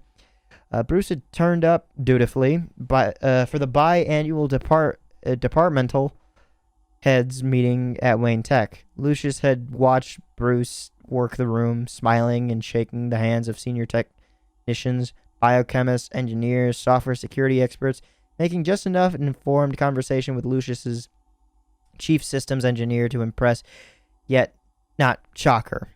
And then he and Bruce had retired here. Lucius doubted anyone else had noticed Wayne favoring his right leg as it recovered from whatever he'd subjected it to the night before. Can you do it? Bruce asked. All the easy charm from the meeting room was gone. It would seem like unfriendliness to call to a casual observer, Lucius thought. But it was the opposite. Bruce did his friends, the people he trusted, the honor of not pretending. Lucius smiled. It wouldn't be easy. Wayne Tech had been out of the arms industry for a while. Could claim the guns for testing materials when he made the order, he reasoned, and do all the prototyping alone. Why the change of heart, Mr. Wayne? Lucius, always the pragmatist, had long campaigned for a more offensively equipped Batmobile, just in case. Bruce had resisted him until now, but ever since Joker died, his employer had been not aggressive exactly. Lucius couldn't quite identify the change. Just in case, Bruce said as he left the room. Yep. Down the rabbit hole, and I'm gonna get another sip because my throat is starting to ache. My head is feeling it now. Down the rabbit hole. The shears chipped and the rusted blades squeaked open, narrowly missing the neck as they collected a soft clump of blonde hair. There, pretty. Don't move an inch. These bolted daggers smite more than a pinch. In return, a whimper stifled beneath thick duct tape. Hatter's grubby fingers gripped and squirmed around the cutter's oversized ears. One in each hand. Squinting, his tongue curled up in concentration. A pile of butchered wigs lay tossed behind him. This was the last one, and it had to be a success. In for a penny, in for a pound. Let's hope it's just hair that falls to the ground. Like a crocodile's bite, the shears clapped shut, followed by the thudded wobble of a stool as Hatter hopped down onto the floor to gauge his work.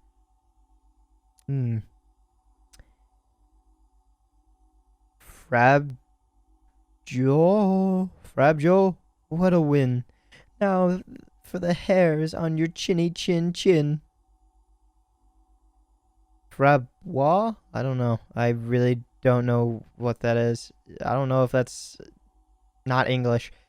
Matter placed the shears down and picked up a cutthroat razor, delicately fanning out the blade as he turned to face his terrified creation, queen-like and flanked by a row of defiled mannequins. He couldn't get over how well the blue dress fit the man's slender frame. But then that was why he chose him. He'll do for now, Hatter thought, till someone better came along. Someone just like Alice. Creepy little bastard. White noise. Dr. Kirk Langstrom surveyed the miracle of evolution splayed out onto the table before him. Asmodeus rotundus, the common vampire bat. It was perhaps the most magnificent creature he had ever studied up close, aside from Francine, of course. Langstrom dialed up the volume of the sound system and shut his eyes, letting Brahms' Third Symphony swell in his ears. Music conjured memories of happier times with his beautiful wife before his diagnosis, before the rot set in. The tinnitus had been subtle at first, like the low hum of a refrigerator in another room. Mildly irritating whine he couldn't quite place yet, couldn't quite ignore. As the weeks wore on, the noise grew overwhelming, until Kirk could hear nothing else unless he concentrated hard enough. The doctor's words, however, had been loud and clear. Kirk's affliction was rare, chronic, and irreversible. The thought of never enjoying his favorite symphonies again was agonizing. But it was Francine's voice that he would miss the most. The subtle inflection he adopted when she teased him.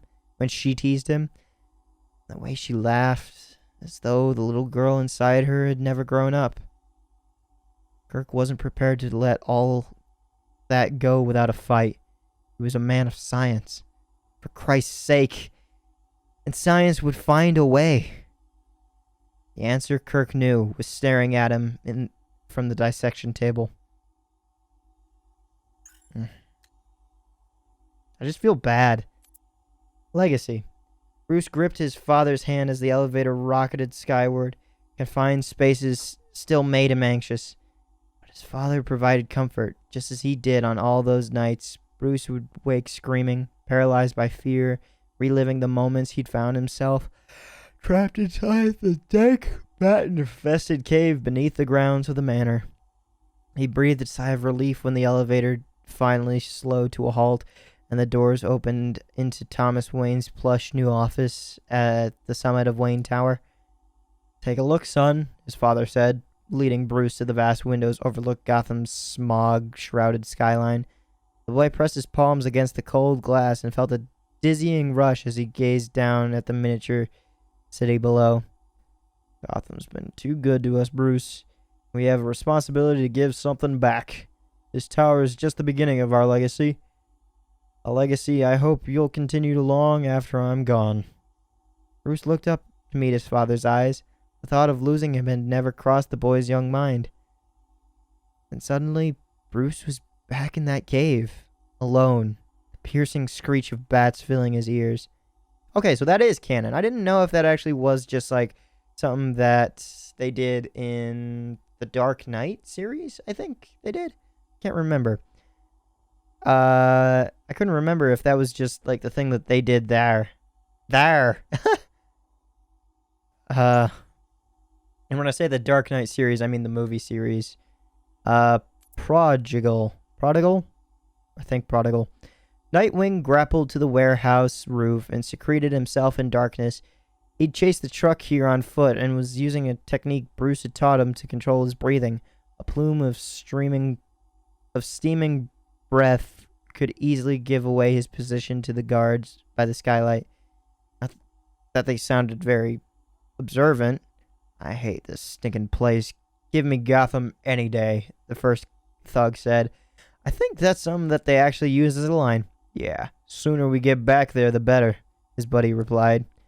Nightwing was well aware of his adopted city's shortcomings. He just didn't need to hear it from these goons. He'd considered taking them out, sneaking further inside. No. Best do this clean.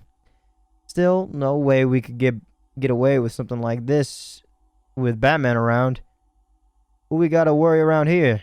Nightwing? He's like baby Batman. Two electrified Eskrima sticks bounced up and struck the base of both skulls, cutting their laughter short. That nerve was as raw now as the day he had left the manor. Bruce had sent him away like a parent packaging a teenage son off to college. He wasn't grown up yet, not in Bruce's eyes. Looking down through the angled glass, scores of men were busy at work. Hundreds of crates, thousands of guns. The operation was bigger than he thought, and it was heading back to Gotham. "You missed this one, Bruce." College kid was going home.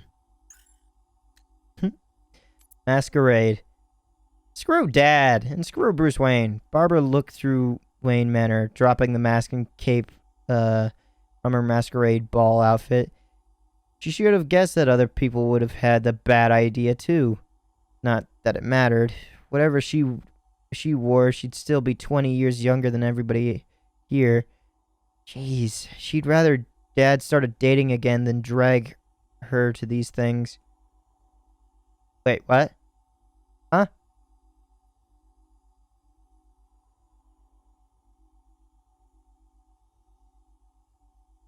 Okay, now I'm just more confused about Commissioner Gordon's love life and children. At least she had her laptop. Thank God. She just needed an access point that wasn't buried beneath 15 layers of paranoid rich guy encryption. The library, maybe? Barbara pulled back the huge oak door and slipped into the room, set her computer on the desk and... Damn it! We're not all billionaires, Bruce. Some of us need to check. We haven't been outbid on that new fare of Eskrima sticks. In fact, Barbara decided, didn't rich guys like Wayne owe people like her a little unauthorized net access from time to time? Huh. She used the program she'd written to crack GCPD's network the time Dad left her sitting in the interview room during Bring Your Daughter to Work Day. It was fast. And it found hidden networks, too. Not that Bruce Wayne would need many... Huh. Is that entrance 6? The signal was strong close by. Even stronger than the library wireless, in fact. The hell, Barbara thought, as she tore its defenses apart. She felt it before she heard anything. A cold gust of air as the bookcase behind her disappeared. And that's when she had access to the Bat computer. Or maybe the Bat cave, who knows. Payback. Penguin yelped as his foot broke through the sodden floorboard. Moments later, one of his bodyguards burst into the room, brandishing a pistol. I heard a scream. He saw Penguin trying to extricate himself. I've never seen extricate before. Boss, what's wrong? What does it look like? The bodyguard scrambled to find the words. He hoped it wasn't a trick question. Never mind, Penguin barked. Just help me. Holstering his gun, the bodyguard heaved Penguin free and started brushing the watery pulp from his trousers. Get out of it, Penguin snapped, finding his balance against a windowsill. Out there, looming above, Gotham's latest monstrosity, Wayne Plaza. This was my old man's study, Penguin proclaimed. It'd kill him if he had to see the poxy thing day and night. Cobblepot Manor had been derelict for years, left to rot. In Penguin's mind, just the way Bruce Wayne wanted it. Permanent reminder of defeat. The bodyguard was tugging at a strip of wallpaper. So I guess we wait for the compensation, huh? Not likely. Penguin scooted back to the broken floorboard, dropped to his knees, and plunged his arm into the hole. You think I'm waiting around for Gotham City to cough up? You got another thing coming. With that, he pulled out a yellowing wad of paper, the deeds of a company operating out of Bloodhaven. North Refrigeration. Penguin pocketed his ace and lit a cigar. Don't count the Cobblepots out yet, Mr. Wayne. Dolotron. Mr. O'Neill staggered into the spotlight, alone, gripping a briefcase. Beyond the harsh light, the depths of the circus tent were a black void. He squinted, trying to focus. His sleep-deprived mind was playing tricks. He thought for a moment he could see an audience. Welcome! A voice boomed operatically.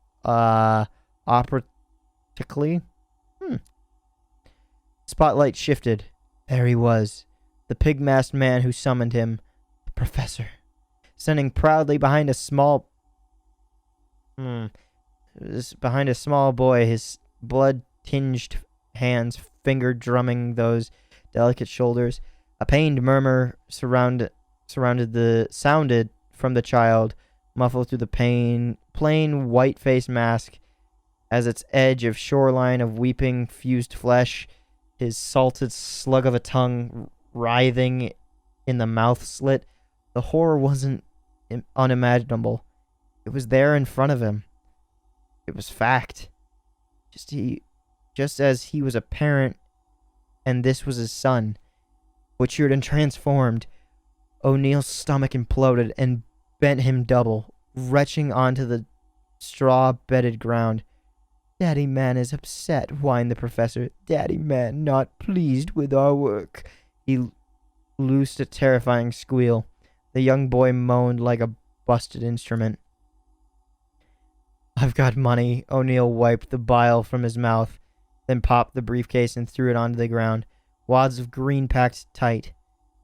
Give me my son, please. The professor shook his head. Not your son now, my Dolotron. Before O'Neill could fathom the meaning of that word, something caught his eye. There, in the void, they were being watched. Faces shuffled closer, plain white masks, dozens of them, encircled sons, mothers, fathers. Once like him. Damn. Visiting hours. Prison. The irony wasn't lost on Quincy Sharp. That didn't mean he appreciated it. Quincy cried on the hard, cramped bed in his small, sterile cell, longing for the splendor of his city hall. He wished the master was here.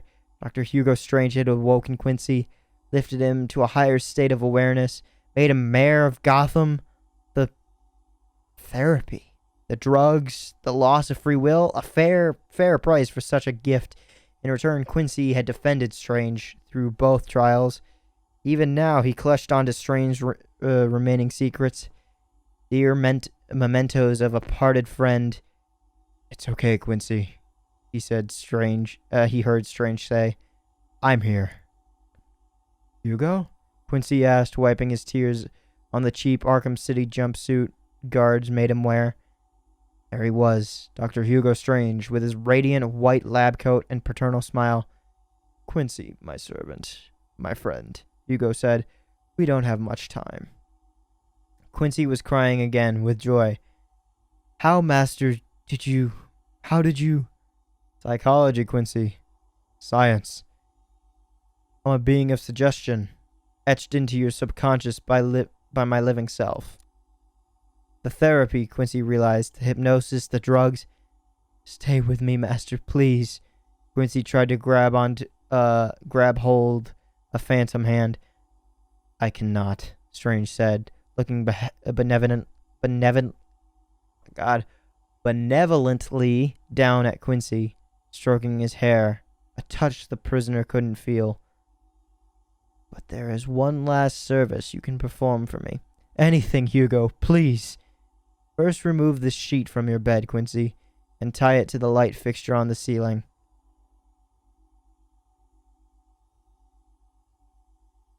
Oh.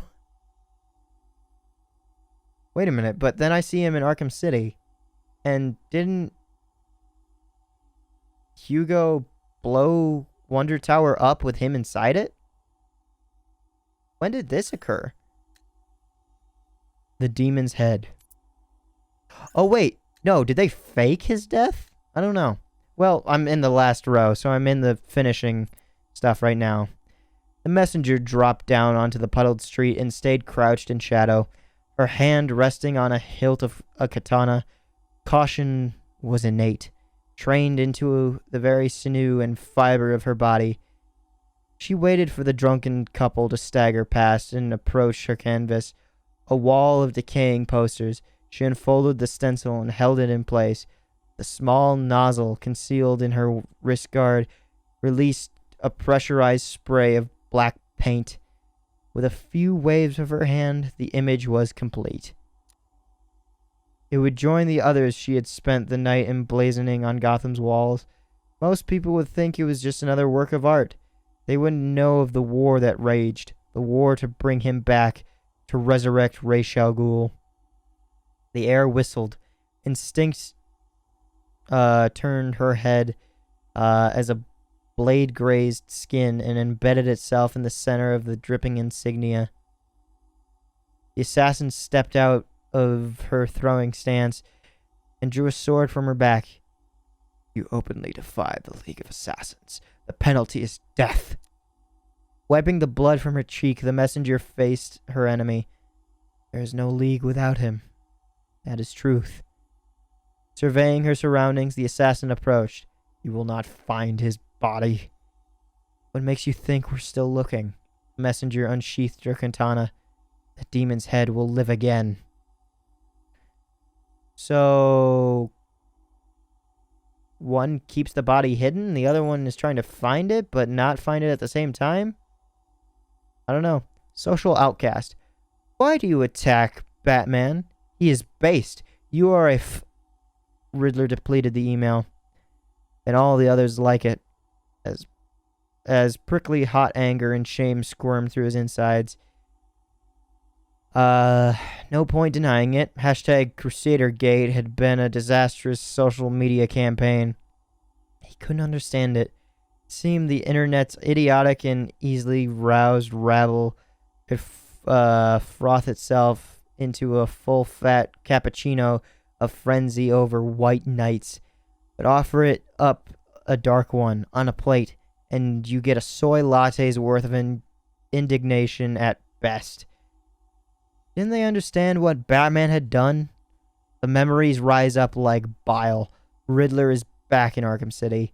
Batman places an explosive hat, Riddler's own invention, on his head, forces him to march in endless circles, lest the device detonates. It's hours before Riddler realizes the trick, but the explosives had been diffused. You mean the ones implanted in people's heads? Having borne witness to his shame, the computer... Oh, wait, no. The the ones... I don't know. Having borne witness to his shame, this computer was tainted now. Yet Riddler paused. He still had electrical burns from the last time he'd angrily ripped 128 gigs of RAM from a motherboard. Okay, I want you to know that I'm slowly losing myself. Like, I'm starting to... Woo. His search for a hammer concluded when another email arrived. To the owner of Enigmatic Holdings, I don't know what that actually stands for, LTD. If possible, and anybody's hung around this long and actually knows what it means, can somebody leave it down in the comments? I know I can look it up, but at least it'll give me more interaction. Gotham City Council hereby approves your purchase of the disused sewerage and water processing facilities beneath the city. It began. The first time in months, Edward smiled. I am so out of it right now that I have no actual processing power left in my head to have any good comments about anything anymore. Critter. Roach wrenched against his restraints and watched the beetle skitter across Scarecrow's gloved hand. He wasn't sure what made him sicker, Scarecrow's creepy new face or the rocking of the damn cargo container that were hidden inside. Joker would find him surely. I couldn't have gone far for the steel mill. Fascinating creatures, aren't they? Scarecrow said. So small. Crane was holding a bug by... Oh, I'm getting a call. Excuse me for one moment. Whoa, why is my phone at 5%? Weird. Crane was holding a bug by one of its legs now, and as the other 5 limbs scrambled at the air, a wave hit the boat, and the poor thing swung back and forth. No warning colors either. He dropped the bug to the floor. It scuttled toward Roach, who fought back to the urge to stamp on it. I would stomp on it, but oh well. He didn't want to look afraid. Do they want their predators to fall for it? Scarecrow asked, watching another insect creep across his palm, sink their teeth into this fragile shell. Scarecrow made a fist, crushing the insect in his hand.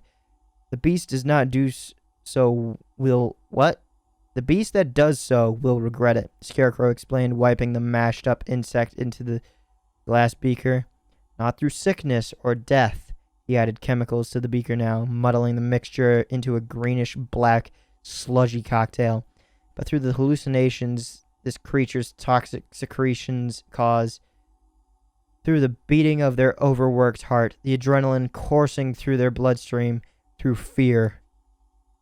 He turned to Roach now, the beaker in one hand, a funnel in the other. My toxin failed me at Arkham. Together, we will ensure that never happens again. Lab rat. Pyrophobia. Fear of fire. Some fears make more sense than others, Alex thought, crunching his eyes shut against the flames and retreating into the furthest corner of his cell. He read a case study once. He read a case study once. I'm not sure if I read that correctly or not. My mind is fucking out of it. When he was saying about a man with pharmacophobia, fear of medicine. I probably should have figured that out from the word pharmaco, like pharmaceuticals. The poor man suffered from epileptic seizures, yet refused to take his pills. Madness. Counterintuitive. Misfiring self-preservation instinct, rejecting the very things that preserved. But fear of fire? That made evolutionary sense. Alex comforted himself, picturing humanity's ancestors scattering across the veldt as flames licked dry grass. He wasn't mad. He was just too sensitive. His phobia was just awareness of the damage that the inferno raging in front of him could do to his delicate tissues, if it was real. Ugh. Simon had summoned him, Alex remembered. Accused him of betrayal, and now here he was, a test subject. Meat for the grinder. Brain matter for the thresher. More data for Stag. They stopped pumping toxin into his cell hours ago. Wait, what? But still the fires burned around him. a phantom wall of flame. They started closing in. Alex Sartorius screamed as the flames consumed him. Screams of terror, not pain. To an outside observer, the result was slapstick. A white-coated scientist flailing at nothing. But all Alex could see was flames eating at his flesh, gnawing down to the bone. So what does the albino monkey have to do with anything? Is that just supposed to be like the placeholder for Alex Sartorius? Maybe. Revenant. Zach hated Mondays. He'd been working the early shift at the morgue for all 3 weeks, and he was already starting to resemble a pallid corpse. The bourbon-induced hangover certainly wasn't helping. His stomach had been growling all morning, and it was still an hour until lunch. His bowels lurched at the thought of another plate of slop from the commissary. Oh well. Only this time, the accompanying growl was deeper, more resonant from another place. He scanned the room for the source. The stiffs sometimes released pockets of gas when they started to decompose, pungent gifts from the afterlife. This was the sound, but this sound was different. Almost like a word trying to be formed, trapped by shuddering lips. It was coming from one of the new cold storage units. These compartments weren't supposed to have locks, but this had 4. They weren't usually this big either. They certainly didn't have Wayne Tech branding. The door swung open and plumes of dry ice poured around Zach's legs. As the lights flickered on, you could see the outline of a hulking corpse spread out on the floor. It was inhumanly large and breathing? Bor, bor, bor. Bor, bor, bor. Zach slipped on the tiles and landed hard, sending his glasses skidding across the room. Feeling with his hands, he worked his way over to the huge slabs of cold muscle to the wrist, as thick as a thigh. He wiped the frost off the plastic ID tag and strained to see the name. Solomon Grundy. Like the nursery rhyme? The body shifted, its giant lungs filling with ice-cold air. The voice was rough, guttural, angry. Born on a Monday. Yep. Fucking terrifying. Office romance. Ooh.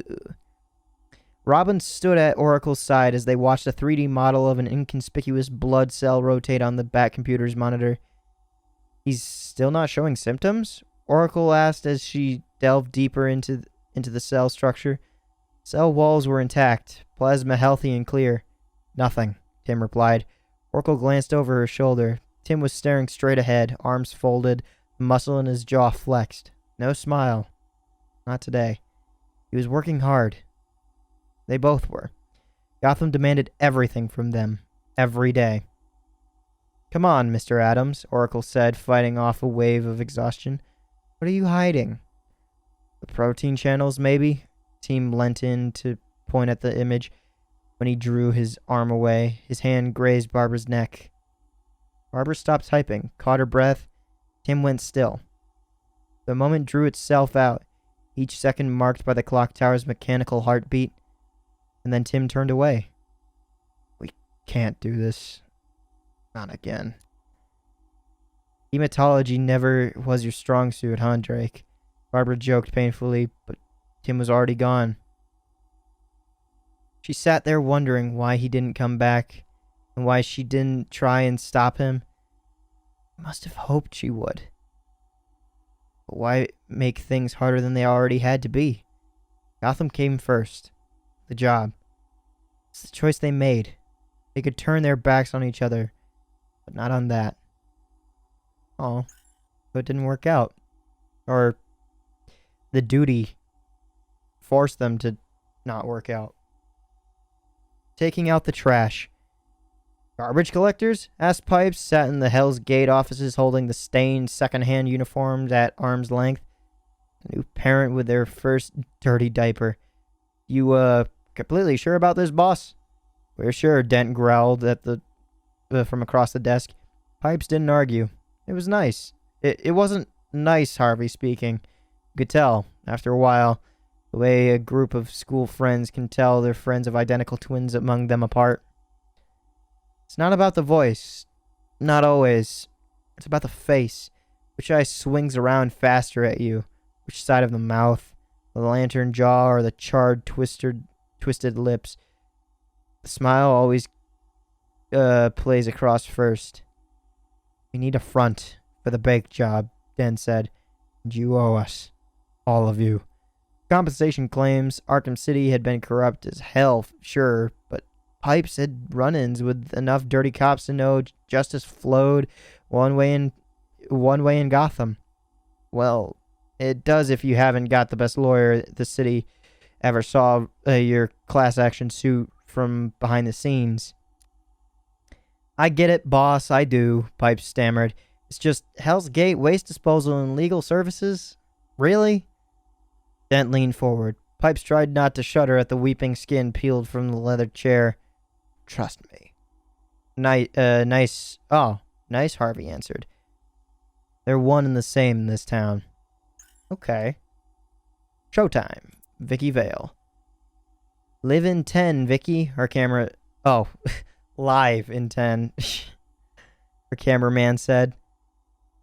They had the steps to themselves. Huddles of reporters looked at her enviously over the police cordon. It was technicality, really. But as a material witness to Sharp's crimes, she'd given evidence at the courthouse that morning. She'd been impossible to get rid of after that. Showtime. Good morning, Gotham. I'm Vicky Vale. Behind me stands Solomon Wayne Courthouse. I read courthouse before I finished Solomon Wayne in my eyes. My mind is fucking gone. One part of Arkham City, today the venue in which former Mayor Quincy Sharp was acquitted of his participation in that conspiracy. I am vindicated, Sharp screamed, bursting out of the courthouse and into a bombardment of camera flashes. It was Vicky he had honed in on, despite his lawyer's protests. Pleased with the not guilty verdict, Quincy? Vale asked, her voice calm, her voice level, calm reporter tones. Oh, I'm guilty, Sharp sputtered, of maintaining order, punishing the guilty, weaning this thankless city off of its reliance on vigilante justice. What about funneling weapons into Arkham City? Vale asked, an edge to her voice now. Weapons like rocket launchers that killed my helicopter pilot and friend? Unthinkable, Sharp said, which is precisely why I was acquitted on that and all other charges. Your journalistic objectivity has been compromised by my trauma, Miss Vale. I'm sorry. I'm so... Are you sure, Quincy? Vale asked, handing him a sheet of paper. Because it looks like your signature on this requisition order. Sharp froze. The cameras kept flashing. She should have said it in court, but it was her scoop after all. Scar tissue. Oh, for a second there, I thought this was just like a one and done, reading. Victor savored the familiar warmth of arterial blood splashing his face as he eased another penguin's lackeys into oblivion. He wiped the blade on his victim's biker jacket, then searched his own forearm for a clean plot of flesh amid the latticework of scars and fresh incisions. It had been an eventful night, and blood loss was starting to drain Victor's energy. He'd planned to liberate just a handful of Penguin and Two-Face's men, leave the bodies in plain sight, and send a message to the Scarecrow, who seemed determined to exclude him from the plans. But when he tallied the first victim, felt the knife's cold steel, Victor knew he wouldn't be satisfied until he'd felled a dozen or more. Sirens howled in the distance, and Zaz looked up at the sky. Looked up to see the sky illuminated by the symbol of a bat. It seemed Scarecrow's Halloween festivities had already begun. Instinctively, Victor's fingers traced the smooth patch of skin he was saving especially for Batman. Let Scarecrow have his fun tonight, he thought. Batman would no doubt humiliate him, and the others he followed the farcical plan. Then Zaz would find him. That patch of skin wouldn't be smooth for long.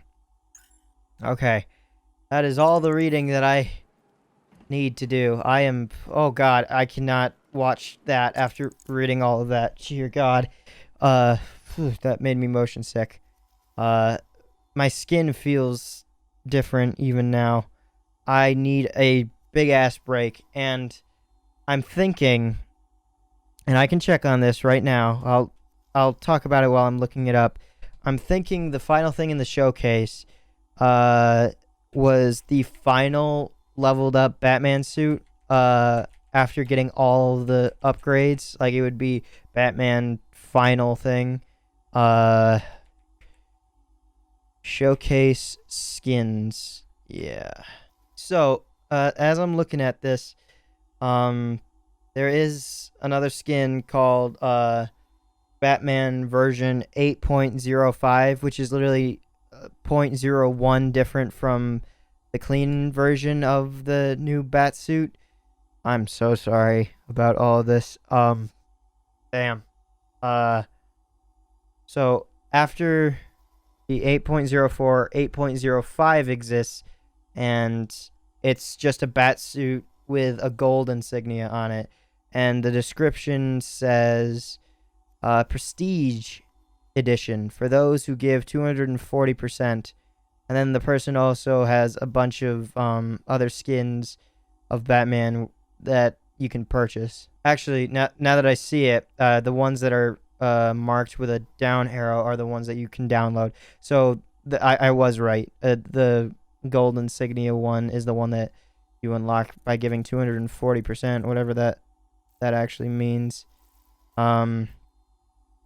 Actually, let me look that up before I do anything. New costume, otherwise known as version 8.05 Prestige Edition, was recently launched along with a December update on the game. It sports a gold bat on the chest part of the Arkham Knight suit and has many wondering how to get it. The players have always been able to unlock a number of Batman Arkham Knight costumes in the past. They can opt to play as Batman from the 60s or 70s era, or they can go to futuristic with a Batman Beyond suit.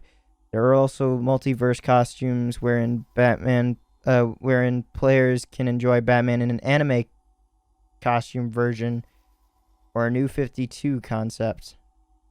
In order to unlock these costumes, player must accomplish certain requirements.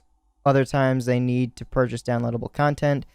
This time around, there's no purchase involved in order to unlock the Batsuit. Players only have to complete the game at 240%. Such percentage means that players would have to complete the game at least twice in order to reach 200%. Players should remember to use the New Game Plus option when playing the game the second time around. To achieve the remaining 40% of the total needed percentage, players should be able to purchase the Seasons of Infamy expansion, which came from the recent December DLC release. Oh. Okay. Damn. Okay. So, that just tells me that, I would need to be told to come back and do some more. If you want, let me know. But for now, I'm just gonna continue doing what I do. And somehow the audio is now out of sync all of a sudden. Weird. Okay. I'm just gonna... Whew. So I checked out the only skin that I was actually genuinely interested in, which was the anime skin. Doesn't really look too special. I am ending this here. I have to. It's been 3 hours and nearly 45 minutes. Give me billions of dollars. Of a bunch of stuff. I am ending this here. Holy hell. I hope you and everybody who decided to join me on this adventure have a nice day.